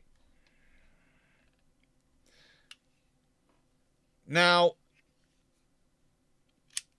Bragg presumes that Sherman's going to be going towards Knoxville, not Chattanooga, as well. He believed the main Union assault, therefore, would occur on his left flank at Lookout Mountain. So, he puts Carter Stevenson in overall command of defense of the mountain, with Stevenson's defense division placed on a summit, and the brigades of Generals John K. Jackson, Edward C. Wattle, and John C. Moore are placed on the bench of the mountain. This is felt to be a narrow and relatively flat shelf. It wraps around the northern end of the mountain, and it's approximately halfway to 2/3 of the way up. Now, the trouble is, whilst this sounds like an excellent idea, to quote one of the brigade commanders, indeed it was agreed on all hands that the position was one extremely difficult to defence against a strong enemy advancing under a cover of heavy fire. The mountain strength is a myth, because the position of the bench, was completely commanded by Federal artillery or Union artillery based at Moccasin Bend. Okay, if we go have a look at this lovely map here, don't know if it illustrates Moccasins Bend, but does a bit. You can see the positions they're talking about. You can see Moccasin Point, Moccasin Bend is there. You can see where Lookout Mountain is, and there is artillery. Huge amounts of Union artillery based there. This is not shaping up to be a good thing, is it? Now, Stevenson did his best. He put artillery on the crest of the mountain. However, the guns couldn't be depressed enough to reach the bench, and the whole of the bench was actually accessible to from numerous trails on the west side of the mountain. This is really, really not good. There's also Breckinridge, commanding Bragg's centre and right. had 16,000 men to defend a line 5 miles long. Remember what Sherman said? He could take it by 9 a.m.? 5 miles long line, and you've got 16,000 troops. And you ain't got machine guns.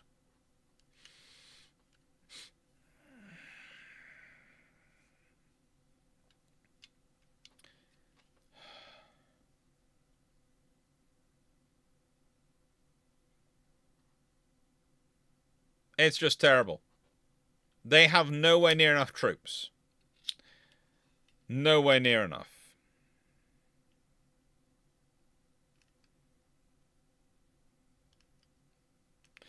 And then Bragg sends a further 11,000 troops to Knoxville.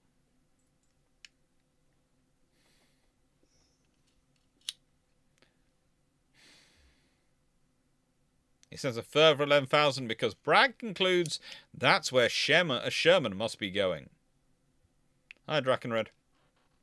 That's where the enemy must be going. They must be going to Knoxville, right? That's the logical place for them to go. The logical place. Sorry, I'm playing with a knife.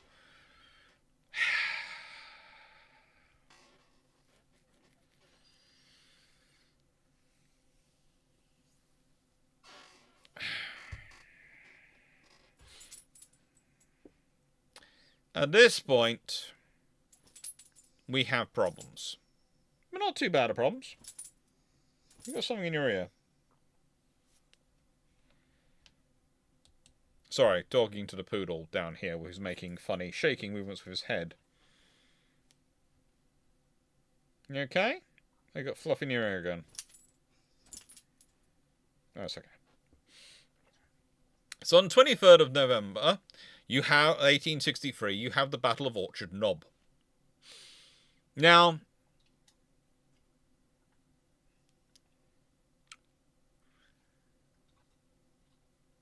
in this scenario, unfortunately, those troops which they were sending off to go to Knoxville, well, Grant becomes concerned that Bragg was massively reinforcing Longstreet, and he wanted not enough troops there for him to actually win a victory.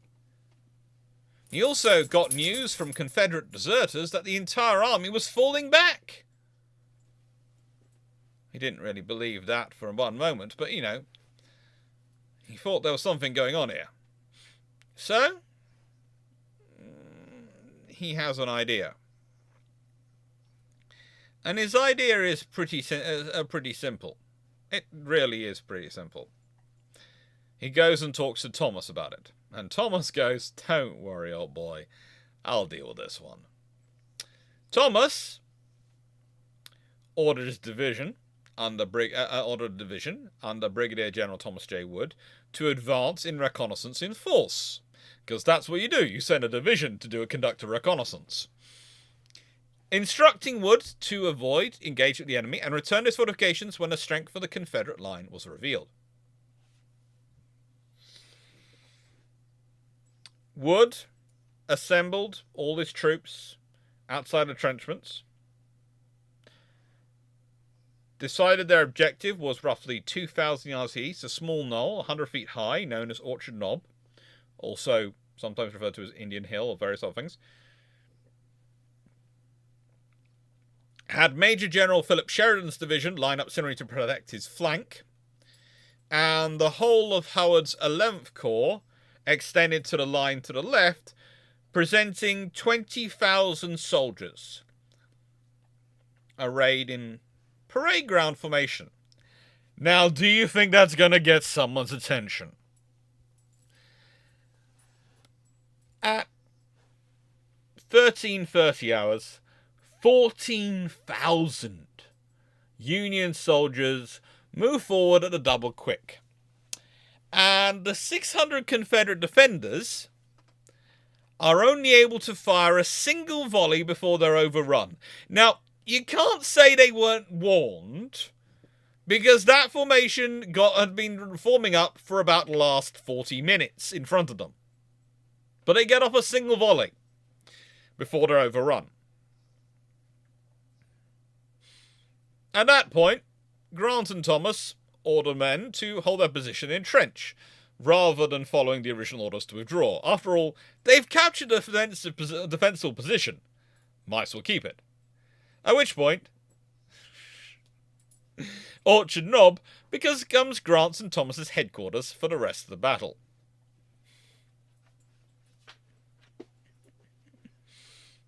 Ay, caramba.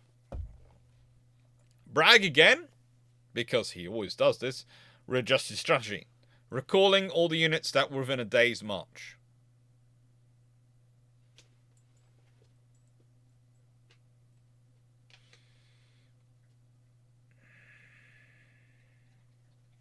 And he then starts to reduce the strength on his left wing by withdrawing Walker's division from the base of Lookout Mountain and places them on the far right of Missionary Ridge.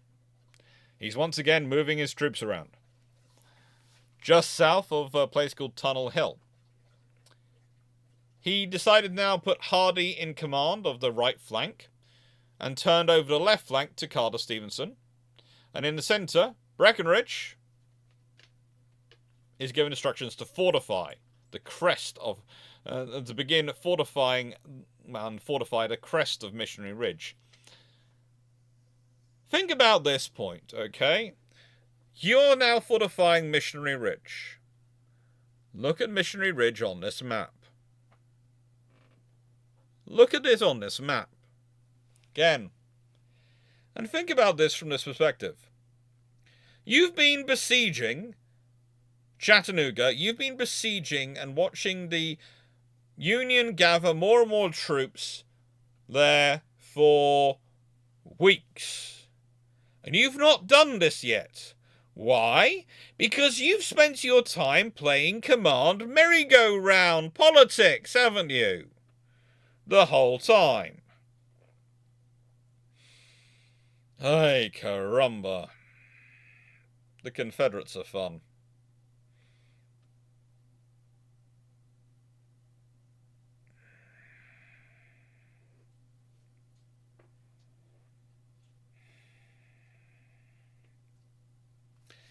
The trouble is,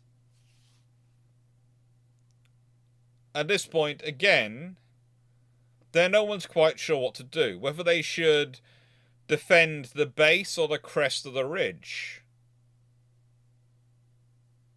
And they start putting their troops in, well, some in rifle pits along the base, some in works up on the crest, some in a mixture of both, some are spread between both. They don't know whether some are here, some are there. It's an absolute mess.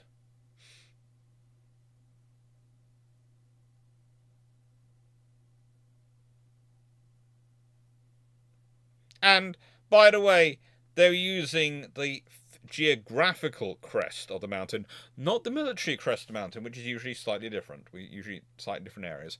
The geographical, they were literally trying to deal with the crest of the mountain. A really not a good position.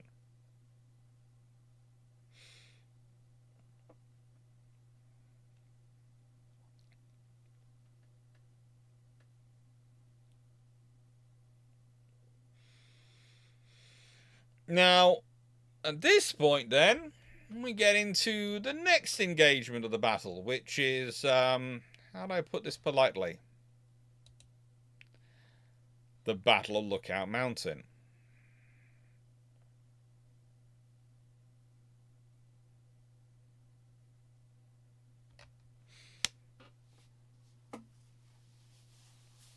Now, the Battle of Lookout Mountain,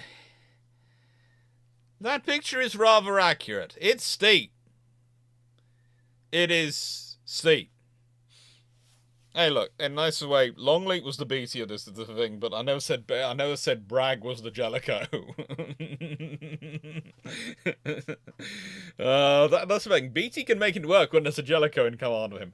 Yeah, Bragg is no Jellicoe.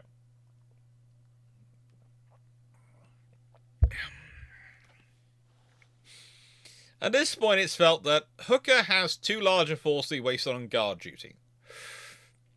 And Thomas, who's technically his overall commander, but basically he's an independent command, goes, "Why don't we, Grant?" And Grant goes, "You know what, Thomas? Let's do this."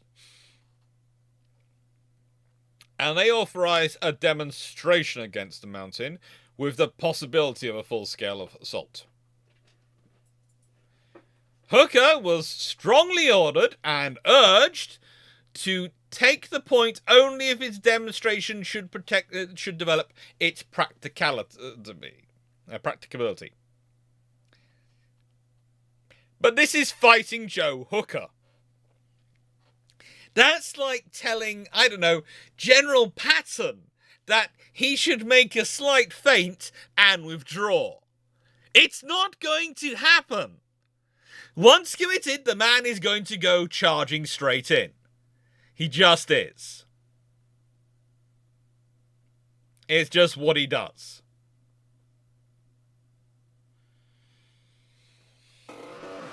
And so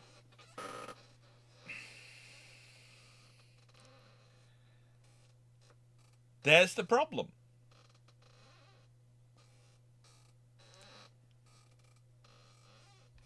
At this point, Fighting Joe goes to Geary, his divisional commander, who, remember, got into the night fight not that long ago, who had his son die in his arms. Really, the person who's probably in the best mood to do a calm and calculated attack. Someone whose son literally died in his arms only a few days ago.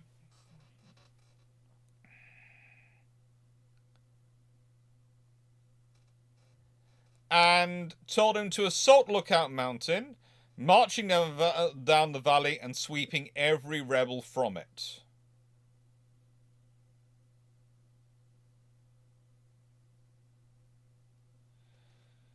Now, whilst he had a demonstration at Lookout Creek going on it, Geary crossed the stream unopposed, further south. Found a defile between the mountain and river, so he was unobserved, and which had not been secured. Oh, this is fun. Probably in all the debate over how to secure the mountain, they'd forgotten to secure one of the key paths into it. And as such, Geary swept northeast along the base of the Lookout Mountain and pushed Wolfell's division back to Caron's house, just below the northern end of the mountain. And then when Brigadier General Brown's Confederate brigade at the top of the mountain found themselves unable to actually do anything about the battle down below the cliffs, well, they had a problem, because Geary's success allowed the other two divisions in Hooker's force to cross the creek and push aside the skirmishers in front of them and start attacking up the mountain.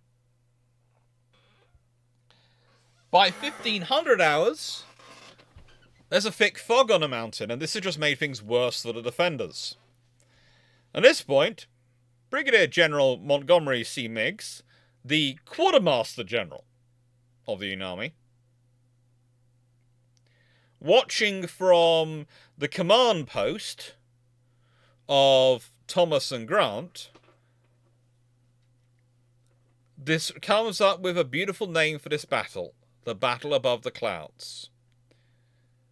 In such thick fog, the two sides are blazing away without really being sure who they were blazing away at.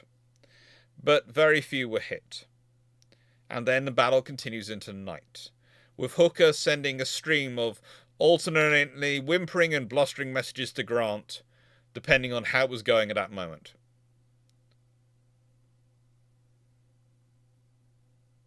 Basically, they go from, "We're happy, we're sad. We're happy, we're sad." And by the way, that great quote comes from Cousins. The alternately whimpering and blustering. I don't think any academic could fail to love that quote. But he does predict they're going to evacuate, and let's be honest, Grant was predicting the same thing. And so Bragg orders the position abandoned. Lookout Mountain has fallen.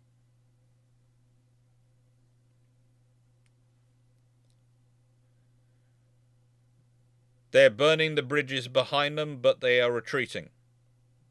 And you can see Chickamauga Station there, where there'd been a battle previously, which had gone so badly for the Union forces. No maps do the topography really justice. At this point, Bragg turns round to his 2 corps commanders, 2 officers he actually trusts to listen to. And he goes, Hardy, Breckinridge, what should we do? Hardy goes retreat. Hardy usually goes retreat, to be honest. And Breckinridge goes, let's fight! We have a strong position on Missionary Ridge. I'm not sure who he was, or when he'd be wandering around Missionary Ridge to believe he had a strong position there, but he really did believe he had a strong position there. The fact it's been so badly organised and defended up till now, he thinks he's strong.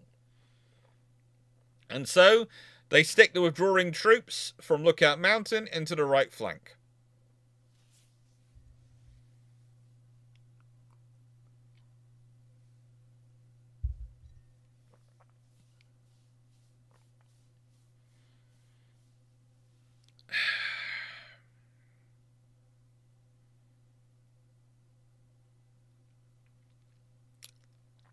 There really isn't a reverse slope on Mission Ridge.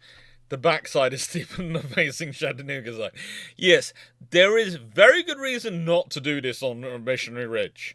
There is very good reason not to do this on Missionary Ridge.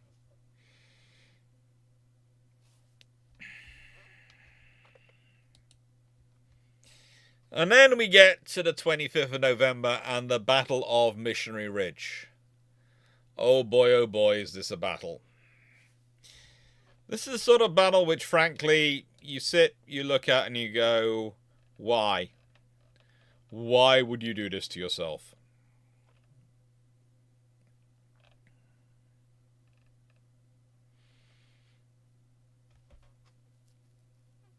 Sherman is given the lead attacking role, and as Grant's plan to Thomas goes, I have instructed Sherman to advance as soon as it is light in the morning, and your attack, which will be simultaneous, will be in cooperation.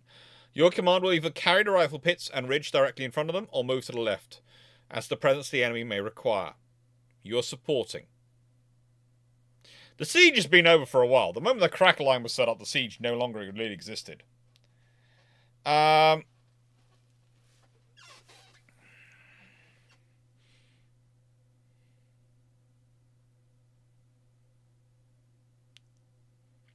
It's actually Thomas who calls. It's Thomas who calls Hooker and asks him to come across the valley, to cross the valley from Lookout Mountain and demonstrate against Bragg's left flank simultaneously as they're advancing. Not Grant. Grant really isn't bothered about Hooker. He doesn't really think he'll do much. Sherman has a philosophy for the battle, though, and he wrote this to his brother.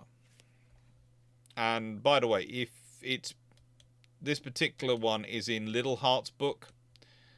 And Little Hart's book is a really interesting read. It's called Sherman, Soldier Realist, published in 1929 by Dodd, Mead and Company.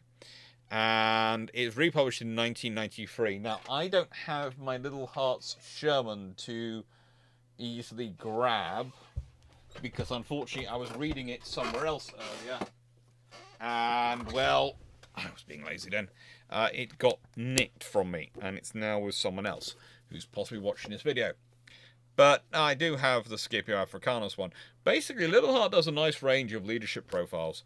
And in every single one, he's comparing them to Little Hart. At least it's a constant benchmark. It is a constant benchmark. They're worth reading. Breckinridge was the closest thing you have to a professional in the Army of Tennessee. The closest thing you have.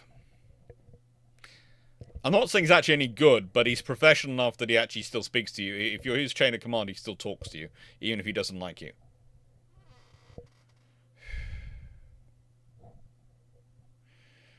Is it well written, amusing, but coming to wrong conclusions? It's got a lot of very good information in it, and it's got a quote which I've used several times in it, which is from Sherman about his philosophy for the battle. The whole philosophy of the battle was that I should get, by a dash, a position on the extremity of the missionary ridge from which the enemy would be forced to drive me or allow his depot at Chickamauga Station to be in danger.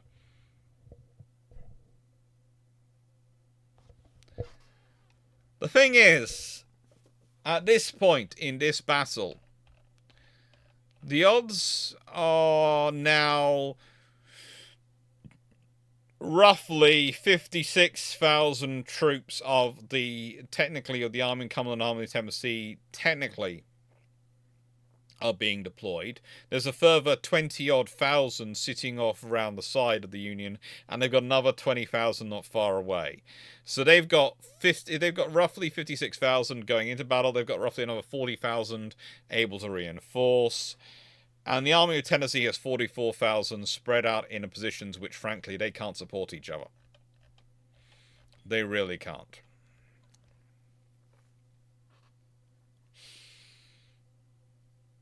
Now, Sherman had grouped roughly 16,000 troops in 3 divisions under Morgan Lewis Smith, John E. Smith, and Sherman's, well, how to put it?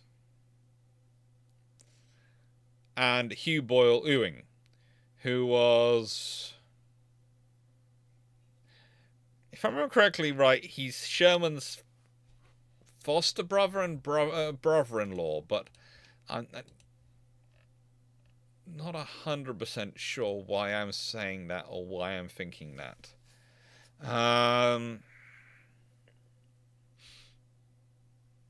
Yeah.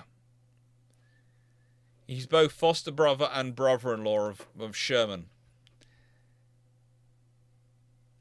He's an interesting gentleman. He's basically he is the Sherman to Sherman's Grant. He's a fun one, but I always forget that their relationship is quite so convoluted. And it is convoluted.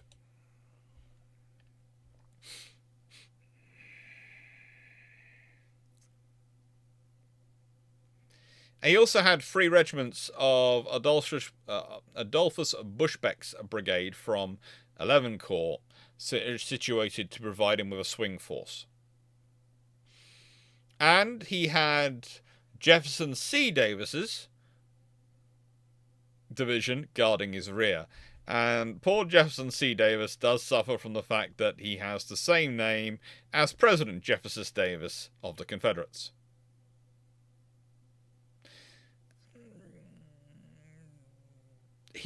Jefferson C. Davis, though, had also killed a superior officer at one point in 1862. So, he has fun. He has his own things. Grant trusts him. There are many other senior officers in the Union Army who don't, but Grant does.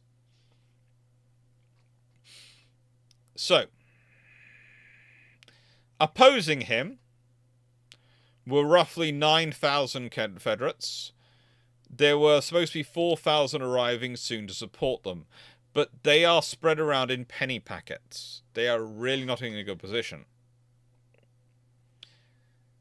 And behind that force is the decimated division of Benjamin F. Cheatham, which is sitting on the ridge between Thomas and Sherman's fronts.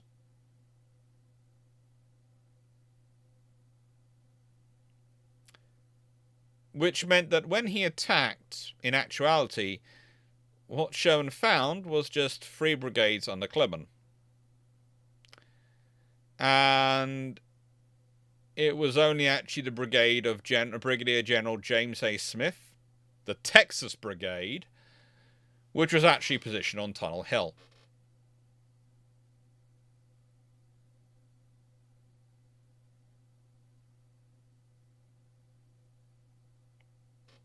Sherman actually delays the attack until 0900 hours. This is another thing which, Hooker holds him accountable for. He said he'd get the hill by 0900 hours, and yet he doesn't attack till 0900 hours. But the thing is, Sherman's trying to figure out what he's doing, because he thinks he's seeing so few forces in front of him, he honestly thinks the Confederates are trying to pull a trick on him. You know, you imagine you're expecting to see multiple divisions in front of you, and you can just about make out three brigades. You're going to spend some time going, where are the rest of them? I brought 16,000 troops to this fight. Where are the rest of them?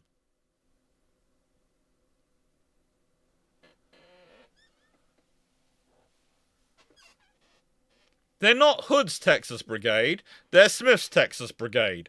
They are still a Texas Brigade.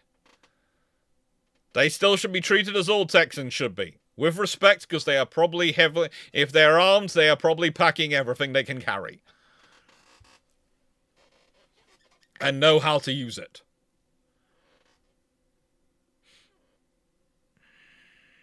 Now, Sherman ordered Corse's brigade, which was, with an extra some reinforcements, to attack along the narrow length of Tunnel Hill. He ordered Colonel Loomis's brigade, supported by Bushbeck, to move across the open fields on the west of the ridge. And Brigadier General Giles Alexander Smith's brigade should move through the valley on the east side of the ridge.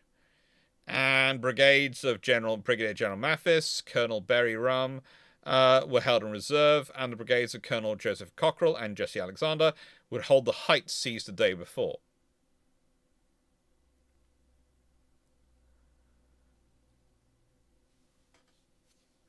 Now, it works out.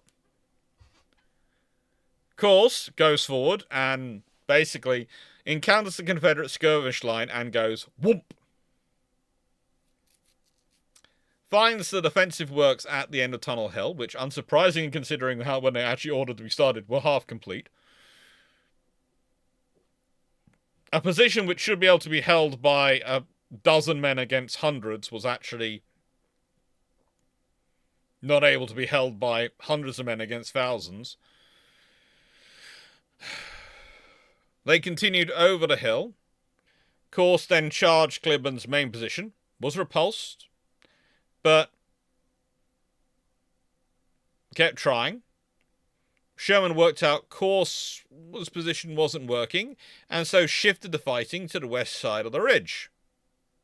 Loomis had managed to make it to the railroad in front of the ridge. Yeah. Loomis is doing good things here. And pretty much they're doing well. And that's where he starts to skirmish with a division. And is doing quite well with it. Bushbeck, followed by Mathis and Rum, who are, commanding their various forces at this point. Well,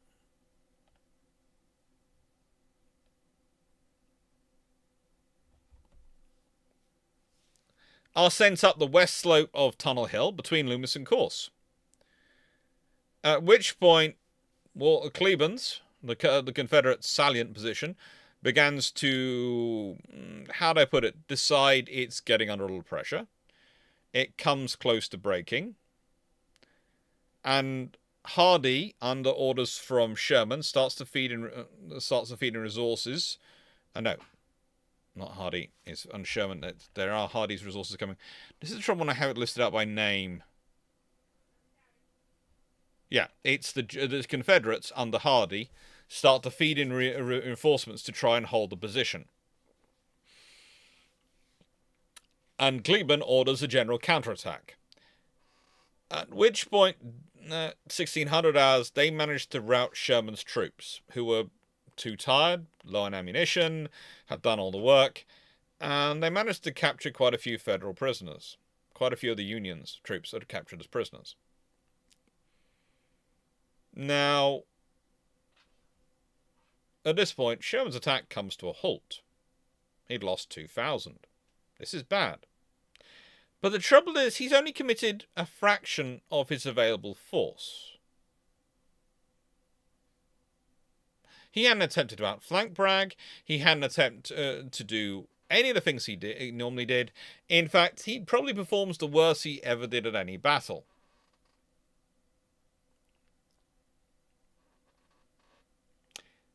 The argument goes, from many, is that Sherman was looking at the force and presumed it was so unready because Bragg was going to attack him to dislodge the Union force.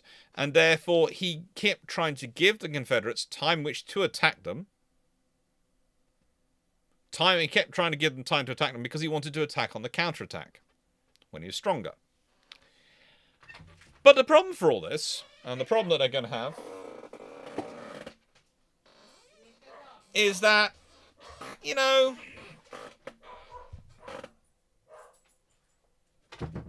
sorry, Poodle's gone off. Sherman's not the only one of Grant's officers involved in this, and they've been so distracted by Sherman that at this point, Grant has a conversation with Thomas and says, we ought to go help him. He's also talking with his classmate from West Point at the time, Thomas J. Wood. He sends Wood and Sheridan's divisions against the Confederate rifle pits at the base of the ridge. This is what it helps when you have a far larger army. You can do this. And hoping to concern Bragg and relieve the pressure on Sherman is pretty much the answer. But it's also hoping to probe and find a position that he can possibly attack through. At this point, he has further chats with Thomas.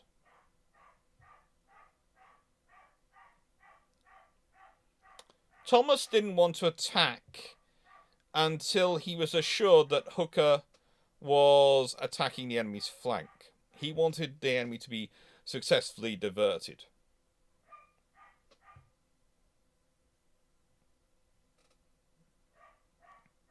This actually leads to an argument between Thomas and Grant. And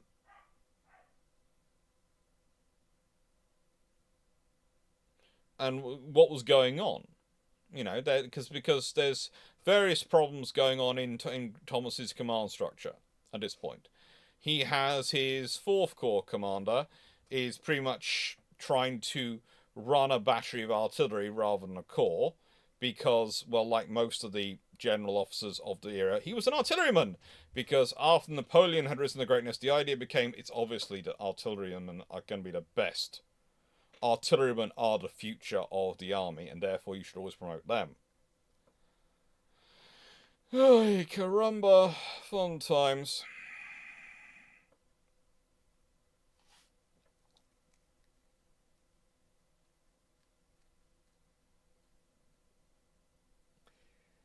Pretty much, and this leads to Grant and Thomas having a little fight, because Grant's basically going, well, trying to tell Thomas to tell Granger to go do his job. And Thomas is going, but I don't want to yet, because frankly, Hooker's not in position. And Grant's going, but I don't care about Hooker being in position, because I never cared about Hooker being in position, because I didn't think it would matter. And Thomas going, well, I do, because I think it will matter. And two having a right old argument. But at a certain point, about 1500 hours, Thomas sends an order to Granger. Granger then did a pull to Longstreet and ignored the order, and resumed, in what can be only the most absurd way, focusing on the battery of artillery he was turning us to and trying to get them to do organization. At which point, Thomas seems to have gone, Grant, be my guest, because Grant goes to see Granger. At which point Granger goes, yes sir, no sir, yes sir, 3 bags full sir, I'm straight off sir, as quickly as he frigging can, and decides to go and actually command his corps. It's amazing. Life happens, so much fun. Yeah, Sherman had got so attracted to focusing on what his enemy was going to do, and what he thought his enemy was going to do, and what he wanted him to do, that he didn't really think about what he was doing himself. And one of the things is, if he coordinated his attacks a bit earlier, he'd probably have overtaken Cleveland's position.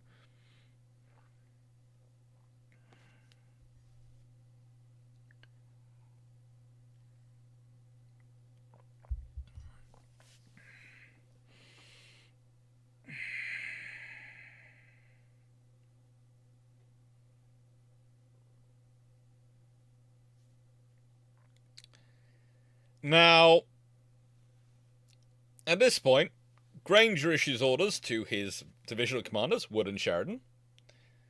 And the thing is, Wood and Sheridan had already been given orders by Grant. Grant basically had them going through it, but didn't want to. Grant and Thomas were arguing over who was going to tell Granger to go and command his corps, basically. Both men are arguing over who's going to tell their subordinate to go and command it, and they've both already given their commands to those divisional commanders. And they are all told to move upon hearing the rapid, successive discharge of 6 artillery pieces. That battery, which Granger has been quite so obsessed with, one presumes. At this point, Thomas is deploying 23,000 troops across 4 divisions.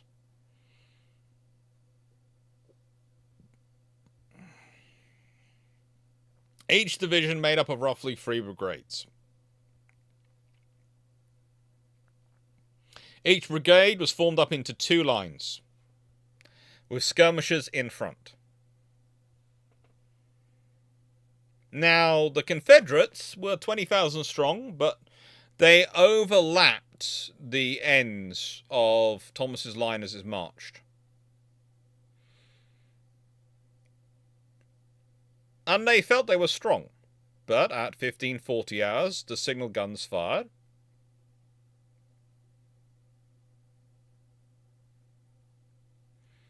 And the advance begins.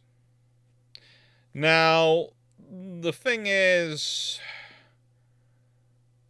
some of those officers seem to have given different instructions about what was going on. Some of those officers seem to have got very different instructions as to what was going on. And some of the major generals hadn't even got round all the brigades in their division when they had it.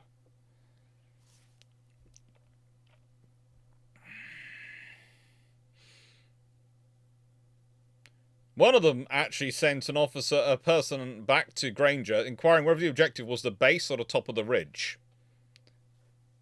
Signal guns had fired, though, before they got the answer. And one of the reasons why the Union troops are confused is because Confederates are at both the base and the top of the ridge.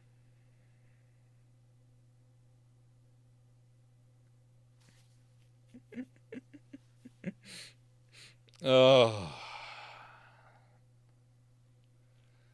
Those who Granger enabled Thomas' last hand chicken arrived right when Thomas was about to be flanked. Yeah, Thomas was prepared to give Granger a bit of leeway because of he'd earned it, but Grant's still annoyed that look, a corps commander is not supposed to be playing around at being a battery commander, okay? There's a slight difference in the role. One's someone who should probably be a captain or a major. One is a lieutenant general equivalent post, okay? The lieutenant general is not supposed to be amusing himself trying to be a battery commander. They've got bigger, more important fish to be frying.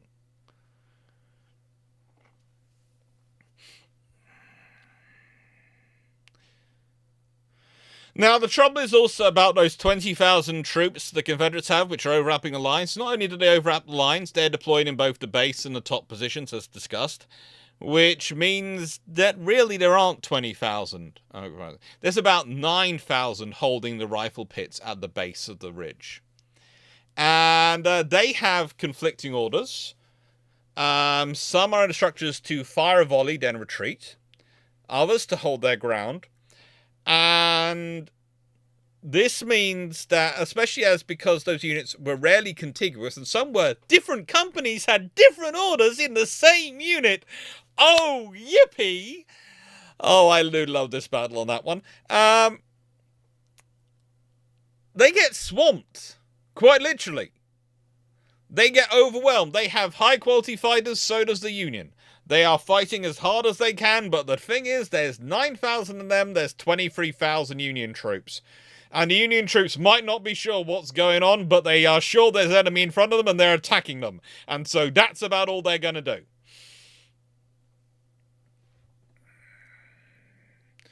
A lot of the troops were apparently in honor of Thomas shouting, "Chickamauga! Chickamauga!" the whole way across. It's fun. At this point, the Confederates start being captured quite heavily. And the rest are trying to climb between 300 and 400 feet to the top of the ridge, whilst being shot at. So they're climbing with the fear of being shot in the back, and many of them are getting shot in the back. And therefore the ones who reach the top of the ridge are, well, let's put it this way. I today decided to do some drilling because I needed to put some hanging basket stands up in our garden. Now, those who don't know, but only a couple months ago, I had double pneumonia in both lungs, and I'm still recovering over it. I spent the next hour after I'd drilled exactly 8 holes, or rather 9 holes, because one hole had gone completely wrong on me and decided to go completely wackadoodle, and I've got to fill that in tomorrow. And apparently was in the wrong place anyway, so it doesn't really matter. Was sufficiently... You thought I'd have run a friggin' marathon.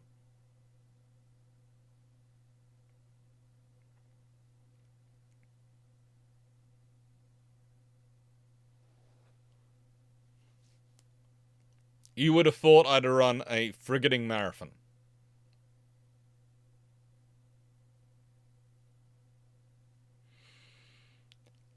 That's what these men are like when they get to the top of the hill. They cannot do anything.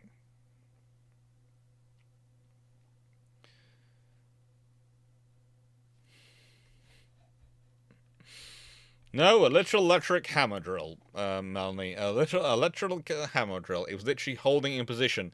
It's the force of holding in position was draining me of energy. It was not fun.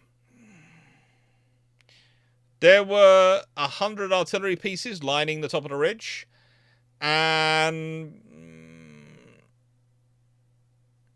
they only really managed to start aiming at Union troops once they stopped at the rifle pits.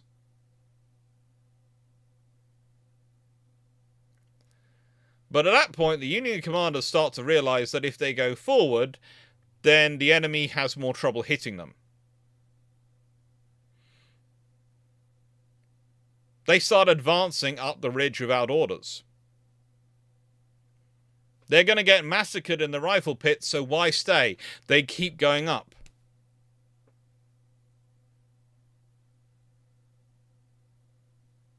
The second line reaches the rifle pits. They want to go up. They go up. Grant was absolutely shocked when he saw this, and he asked Thomas and then Granger who'd given such orders. Neither of them went, well, it weren't me, sir.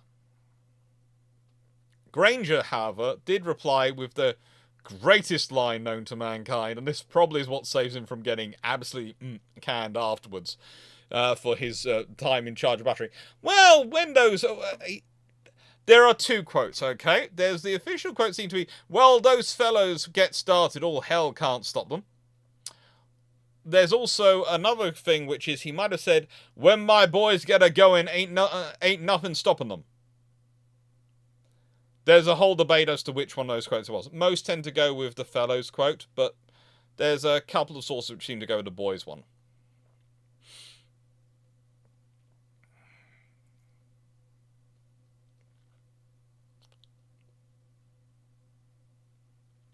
And as is usual in this circumstance, because you see, whereas the Confederates have the trouble of them not knowing who's in command because they keep changing and doing a merry-go-round of commanders, what happens with the Union is they send out so many different orders reacting to events that everyone keeps getting different messages and no one's quite sure what's going on, so they just carry on.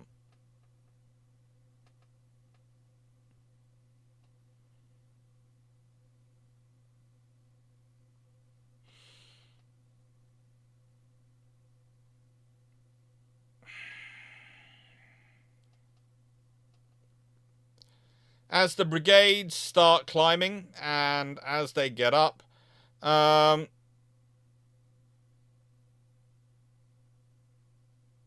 there is one brigade which actually gets orders to withdraw. That's Wagner's brigade, and they suffer more casualties than anyone else as a result because they pull back into the positions where the Confederates can fire. And no one to this day claims to be the person who sent him the order to withdraw.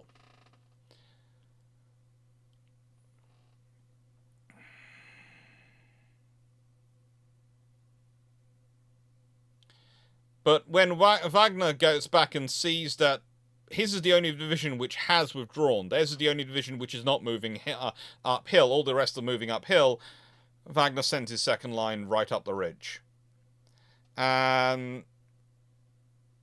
Sheridan orders all of them up soon.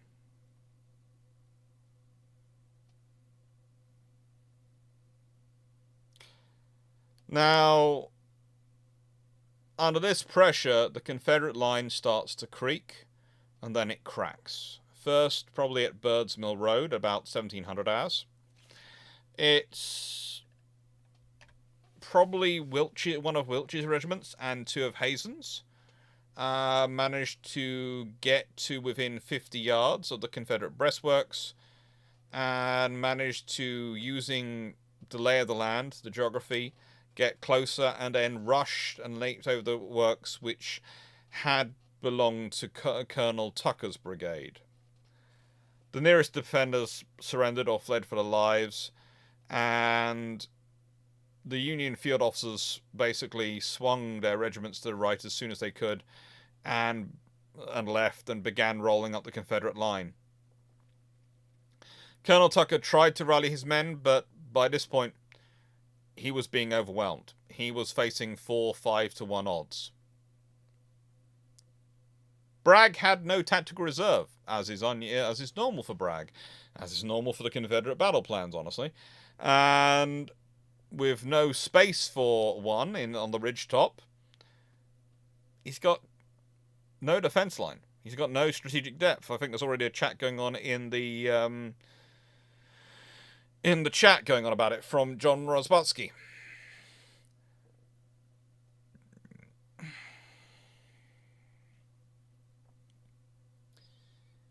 And frankly, they start to fall apart. And as you get more and more officers up there, more and more senior officers up there, more and more bigger units, the Union starts getting better. One of the things the Union Army is good at is the moment they get an advantage, taking advantage of it, because their forces will work together. They will do what they need to do under professional circumstances. They will hold themselves to that standard. And they just keep swinging around and keep attacking. Eventually, the Confederates start to withdraw.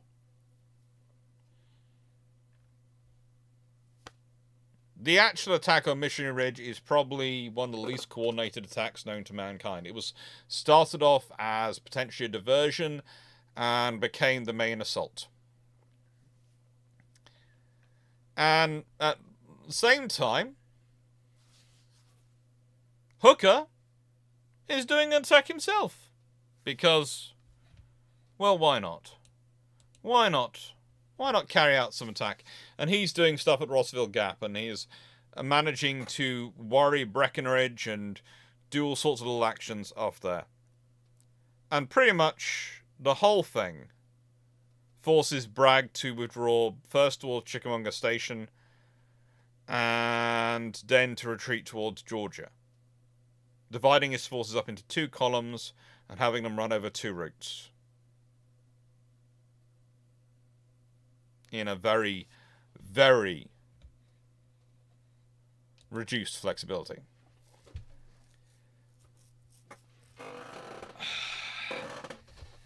They lost a lot. I mean, the battle was frankly terrible from every perspective. There is no scenario where this looks good. There is no situation where it looks like it was an actual, sensible, good battle of any stretch of the imagination.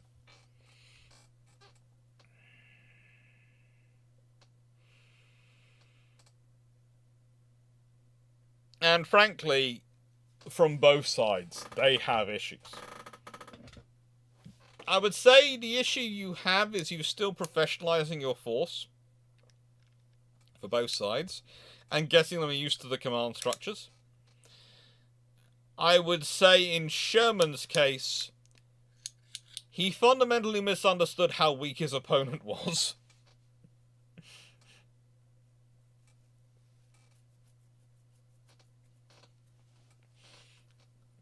He fundamentally misunderstood, so there was never any chance of them attacking him. There was never any chance of it.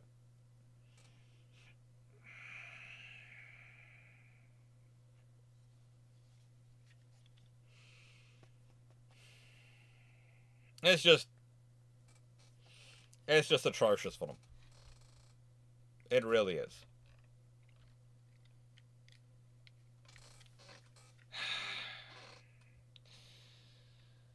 They carry on a pursuit as best they can, but they have a Battle of Ringgold Gap on November the 27th, 3 a.m. Basically, Cleburne again delivers one of the best days performance of his life. Managed to control his forces right up until the Union's troops are almost upon him. And they are Hooker's force, which is at the front, and he opens fire of artillery and rifles at fairly close range. Hooker tries to use numbers to get around this, to get the initiative, and to win the battle. He attempts to outflank the Confederates on the right and left simultaneously, but they hold their positions. And despite Hooker having roughly 3-1 numbers advantage, Cleburne holds them for 5 hours. This allowed the wagons and artillery to pass through the Ringgold Gap unharmed, and that meant that they could no longer successfully pursue the army. Because if they tried to go through the gap after them, they'd be marching into a trap. Grant's army, he decided, was low on rations and needed to get the supply line working again. And, well, Burnside was in trouble in Knoxville. And Grant was told that their rations there would only last to December the 3rd, so, well, the point is Lincoln's message after Mission Ridge. Well done! Many thanks to all. Remember Burnside. Basically, he had to go pull Burnside's chestnuts out of the fire again.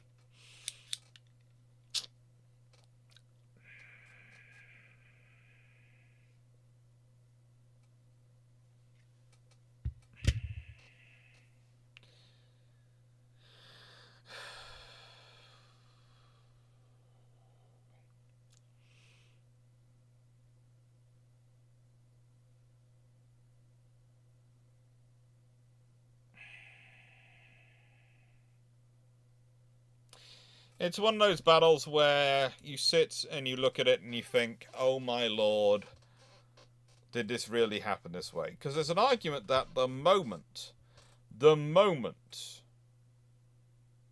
the Cracker line was established, Bragg should have disengaged and withdrawn. There is an argument that Bragg should have been digging in from the moment he put them under siege, because his only chance to win a battle when he had the situation like he did, where he's going to be outnumbered and they're going to bring in reinforcements, is to dig in and maximize the geographical advantage of his forces. He doesn't do any of that.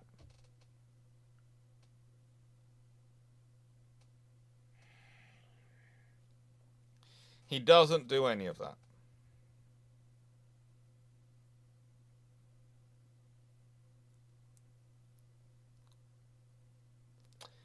Bragg decides to relieve Breckinridge of command, accusing him of drunkenness and cowardice.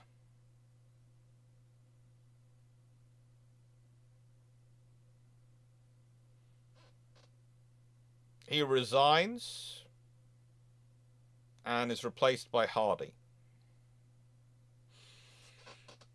Unfortunately for all, or rather fortunately for Grant, perhaps, the Longstreet's offensive runs into the Battle of Fort Sanders.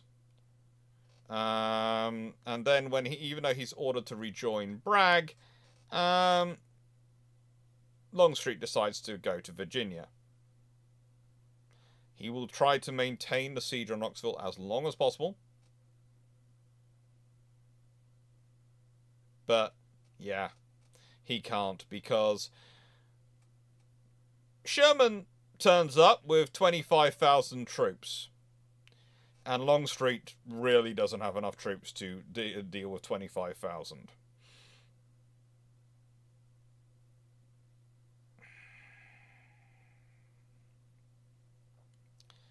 And the Union, at this point, has control of Tennessee, including Chattanooga. And basically, this is what start of Sherman's 1864 Atlanta campaign looks like. Once you've got control of Chattanooga, you've control of that logistics support and all those things, then you've made the whole Atlanta campaign possible.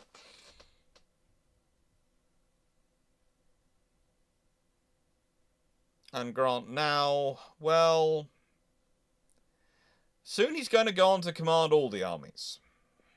This is his final victory in the West. And it's a messy one. Where, frankly, most of the victory can be probably placed down to captains and sergeants on the ground realizing they're going to get killed if they stay where they are, so they might as well go forward. Because they might die if they head back. They might die if they head forward. They're definitely going to die if they stay where they are. It's the same rule as you got for artillery. Indecision kills more troops in any battlefield than a wrong decision. Why? Because indecision usually means you're stuck in one place for longer, and that means enemy artillery will dial in your position and massacre you.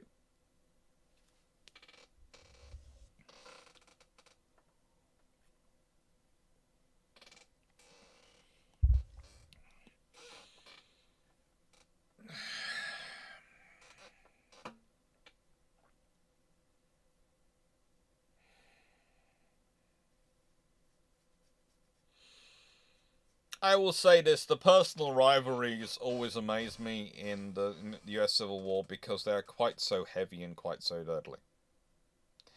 Now, I'm going to say, anyone got any questions? Anything I can help with? Anything I can answer? Because I'll answer them now and for a bit. Let's say I'll go on for about another 10 or so minutes, and then I will go to Discord.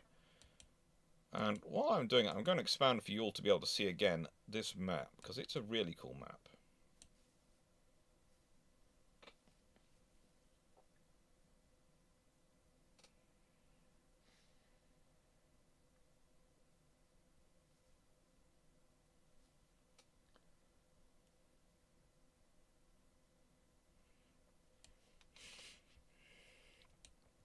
I have to say I was a bit worried about doing this evening, because I'm currently preparing the Long Patrol video. The Long Patrol video for this will go out on the 20th of November.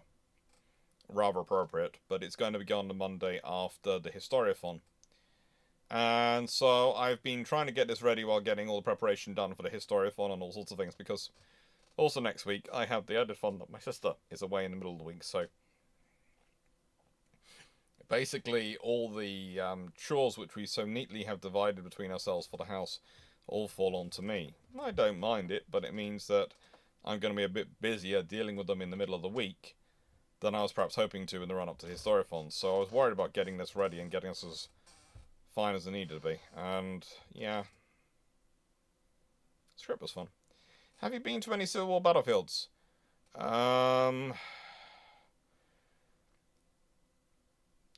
Technically, I've driven through a couple, but I wouldn't say I've actually been to them. Does that answer the question? Because technically, geographically, yes, I was at them, but I was driving through when I really didn't get any time. There, so, yeah.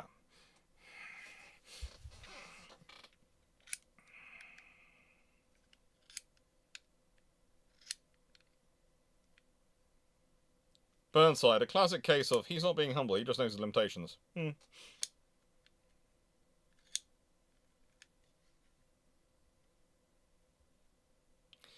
Do we get more Hot Tub Historian this year? Who knows, Nunny? Who knows? There might be more this year. I haven't had a chance to film any yet, but my friend with the hot tubs is not far away, and he might let me in there for a day to film it.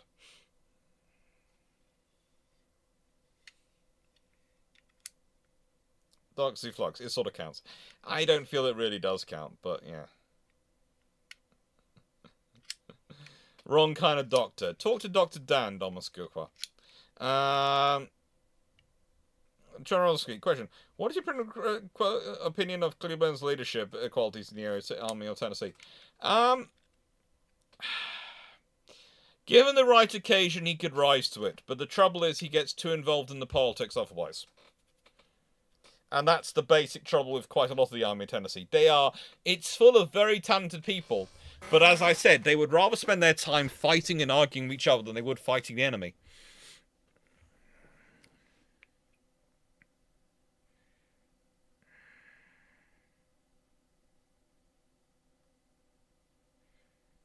Sometimes, is it just a coincidence that their flanking maneuver is very similar to that of the Battle of the Plains of Abraham? Just coincidence. Woodall, Alabama and Miss were full-on sideshows after this. The supply line from Nashville, Mercy, and Chattanooga became the federal thrust. Yeah, because once you've got the supplies flowing, that's what you do. That's the whole point. This is a railroad and river war. And if you've got a place like Chattanooga where the railways and the rivers combine, it's going to make everything work.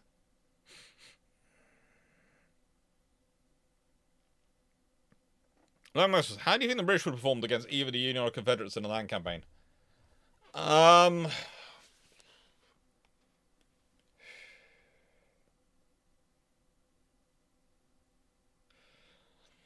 This is going to sound terrible, but at the beginning of the war, I think the British Army could probably have taken on either of them and done quite well. But I think by the end of the war, the British Army would have been firmly beaten by the Union and possibly not the Confederates, the state they were in. That's the honest answer. At the beginning of the war, the British Army has a lot of experienced officers around it in it. It's got a lot of experience fighting various wars. It's fought Crimea and various other places recently.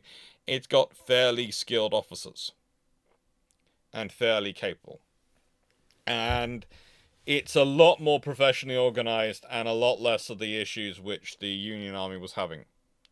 And the Confederate Army was having at the point. But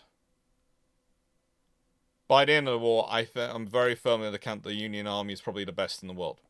It's kind of like the New Model Army. By the end of the War of the Three Kingdoms, otherwise known as the English Civil War, but it's the War of Three Kingdoms, let's be honest. The New Model Army is the scariest thing known to mankind in Europe. The mere threat of them being landed in your country is scary to everyone because they are this finely honed fighting machine with all the artillery, all the infantry, all the cavalry, all the troops they need.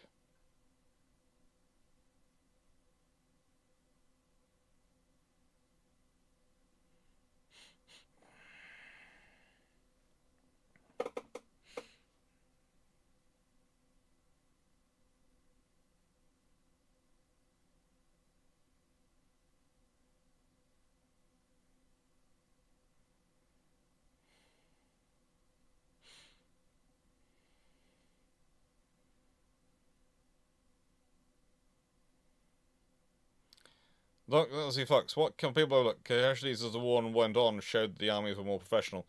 Yes. Often the casualty rates go higher, the more professional the troops get. Or rather, I would say the types of casualties as well have an impact. The types of casualties.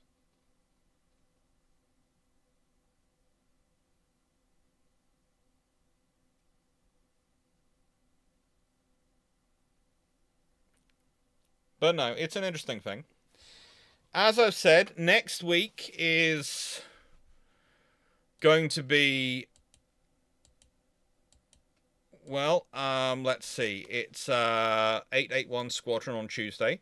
Tomorrow night is Shameless Book Plug. Not Shameless Book Plug. Tomorrow night is Key Ships. There's a nice video which will be loaded up for you to watch then.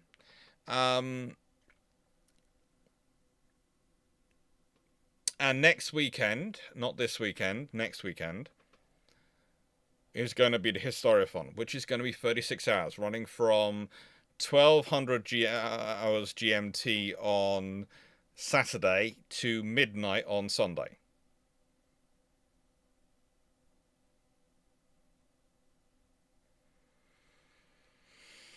Hopefully everything will be ready and go to plan. Hopefully everything will be ready and go to plan. And after this, I'll pop into Discord for a bit, but I probably won't be there for too late because I've got to record so many videos, preparing for Christmas, etc. I'm trying to record videos about 2 weeks ahead. And you'll be glad to know, hopefully there'll be more 2 historians, and I'm very hopeful that, 2 of them are going to be very, very good. I've got a message back to people who responded to me about that, but yes, 2 of them are going to be exceptional, and there are going to be others, hopefully. 2 historians is going to be fun. Going to be lots of chatting.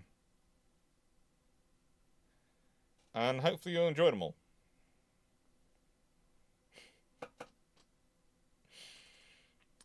Thank you very much, everyone, for watching. Just over 2 weeks to get the plan. Yes, as said, there will be a thing appearing probably... It'll probably be tomorrow. It'll appear in the Clarke chat in the Discord server for the Clarkes to review and see what they think of it. And then there'll be a video on Monday explaining Historiathon. But there are criteria in there. There is a stretch goal. And basically my criteria is this. If you want to raise enough money for me to buy a kitchen, I will... Me to be able to install a kitchen, I will watch Princess Bride. But anything less than a kitchen, and it's not happening. I am being that simple. I don't mind, because at the moment, the thing is, it's going to sound strange, but I have to wait probably about 6 months to get my kitchen and my bathroom in this place because of waiting for the house to sell, back in the old property to sell, and all things to be sorted out. And that's fine. That's life. I don't mind living the way I'm living. It's not uncomfortable. But if I can get it earlier, and I can get my section of property sorted out earlier, so I do have a shower and a toilet upstairs, and I do have these things, I will not say no, and I will quite happily watch The Princess Bride. So there you go. I'm roughly 1,400 subscribers short of 15,000. So, yes, I know. I also need 1,400 more subscribers. You do realise these people do it, given ship shape. Look, the nicest way, if they want to do it, they can do it. Have we got interested buyers in their house yet? No, we've had to go to auction. That's basically what we've had to do. We've had to go to auction. Because it just wasn't... There were no buyers coming through. And one of the reasons I think it was is because, honestly... I don't want to say anything bad, because the estate agents are very nice. They're very nice people. So I don't want to say anything bad. But I wonder if momentum was lost at the beginning, because the very nice person who was in charge for our thing had to go away on holiday, and I'm not sure if the rest of the team picked up when they should or something. It just feels like there was a loss of momentum at the beginning, and I'm not sure if... I don't think anyone was at fault for it. But I think it just happened. It's one of those things. It's like any time when someone from a team goes away, their projects either have to be done or they have to be handed over to someone, and they have to take it with equal passion, and everyone's going to be busy. And yeah, I think that kind of happened. But yeah.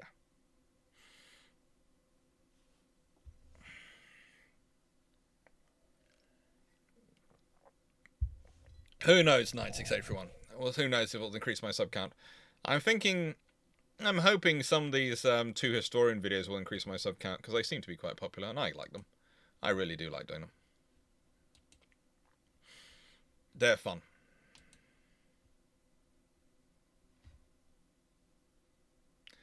Take care, Aaron.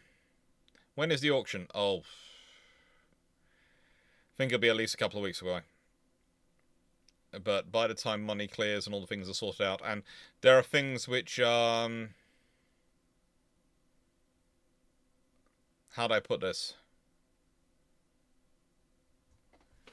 There are things which have to come first in the family spending. I will not allow my stuff to be got first. I'm not sure if anyone else is of this opinion, but my view is always my mum needs an extension done on the lounge so she has more space in the lounge area for all her stuff. She needs a garage for her car, and we need solar panels on the house. Those are the priorities. Then there's my stuff. My stuff is down the bottom of the list as far as I'm concerned, and I won't let anyone put it up higher. I get into arguments with my family over this. And that's not me grandstanding or anything. This is me being practical. I am a 30-something-year-old male on his own. I can afford to wander down the stairs in the middle of the night to go to the loo and not worry about it too much. I can afford to have to share a kitchen and these things. Those are not things which are really big problems in life. They have things they need more. So thank you very much, everyone. Take care, and yeah. But as said, if you all raise the money and I have to watch Princess Bride for it, then in the nicest way I will get it done. And they won't mind, because my mum finds it very funny, because if I've put the different levels of watching Princess Bride, and there is one level where if it gets raised to, I basically pay for the Shipshape crew to come watch it with me. So it's a group it's the Shipshape crew together watching Princess Bride in Cornwall.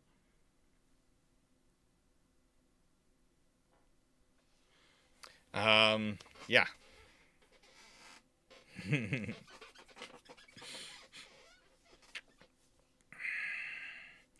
So solar panels, batteries? Yes, batteries and solar panels, of course.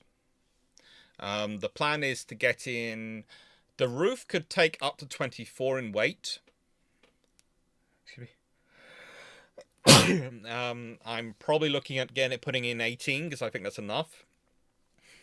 But it's going to depend on the price of panels when we're going to it. Because if we can, the minimum I want is 16. If we can get the full 24, then I won't be unhappy.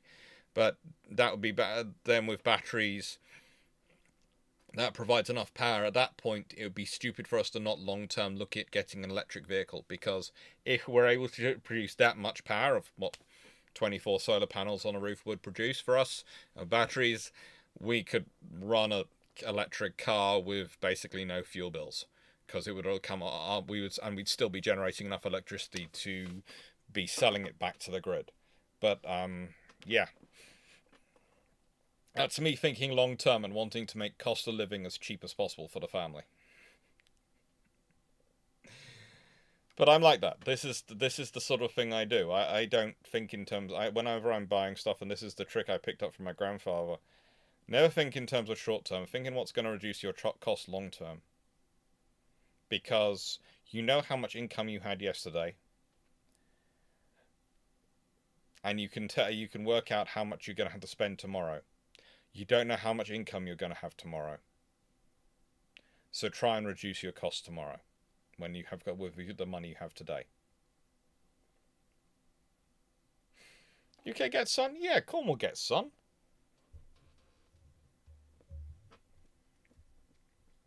Cornwall gets sun.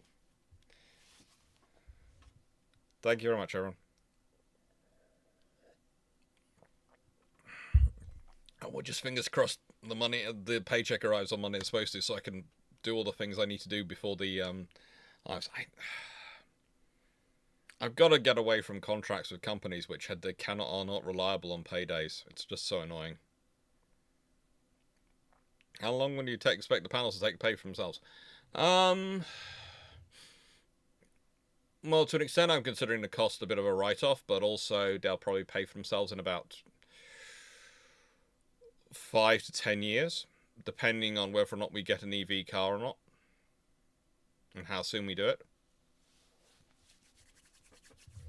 Take care, everyone. Thank you for watching, and hope you enjoyed. As I said, I'm going to be off to Discord now. I'll chat away with people there. But it's nicer when I can see your faces. Have fun. Hope you enjoyed. Doodles.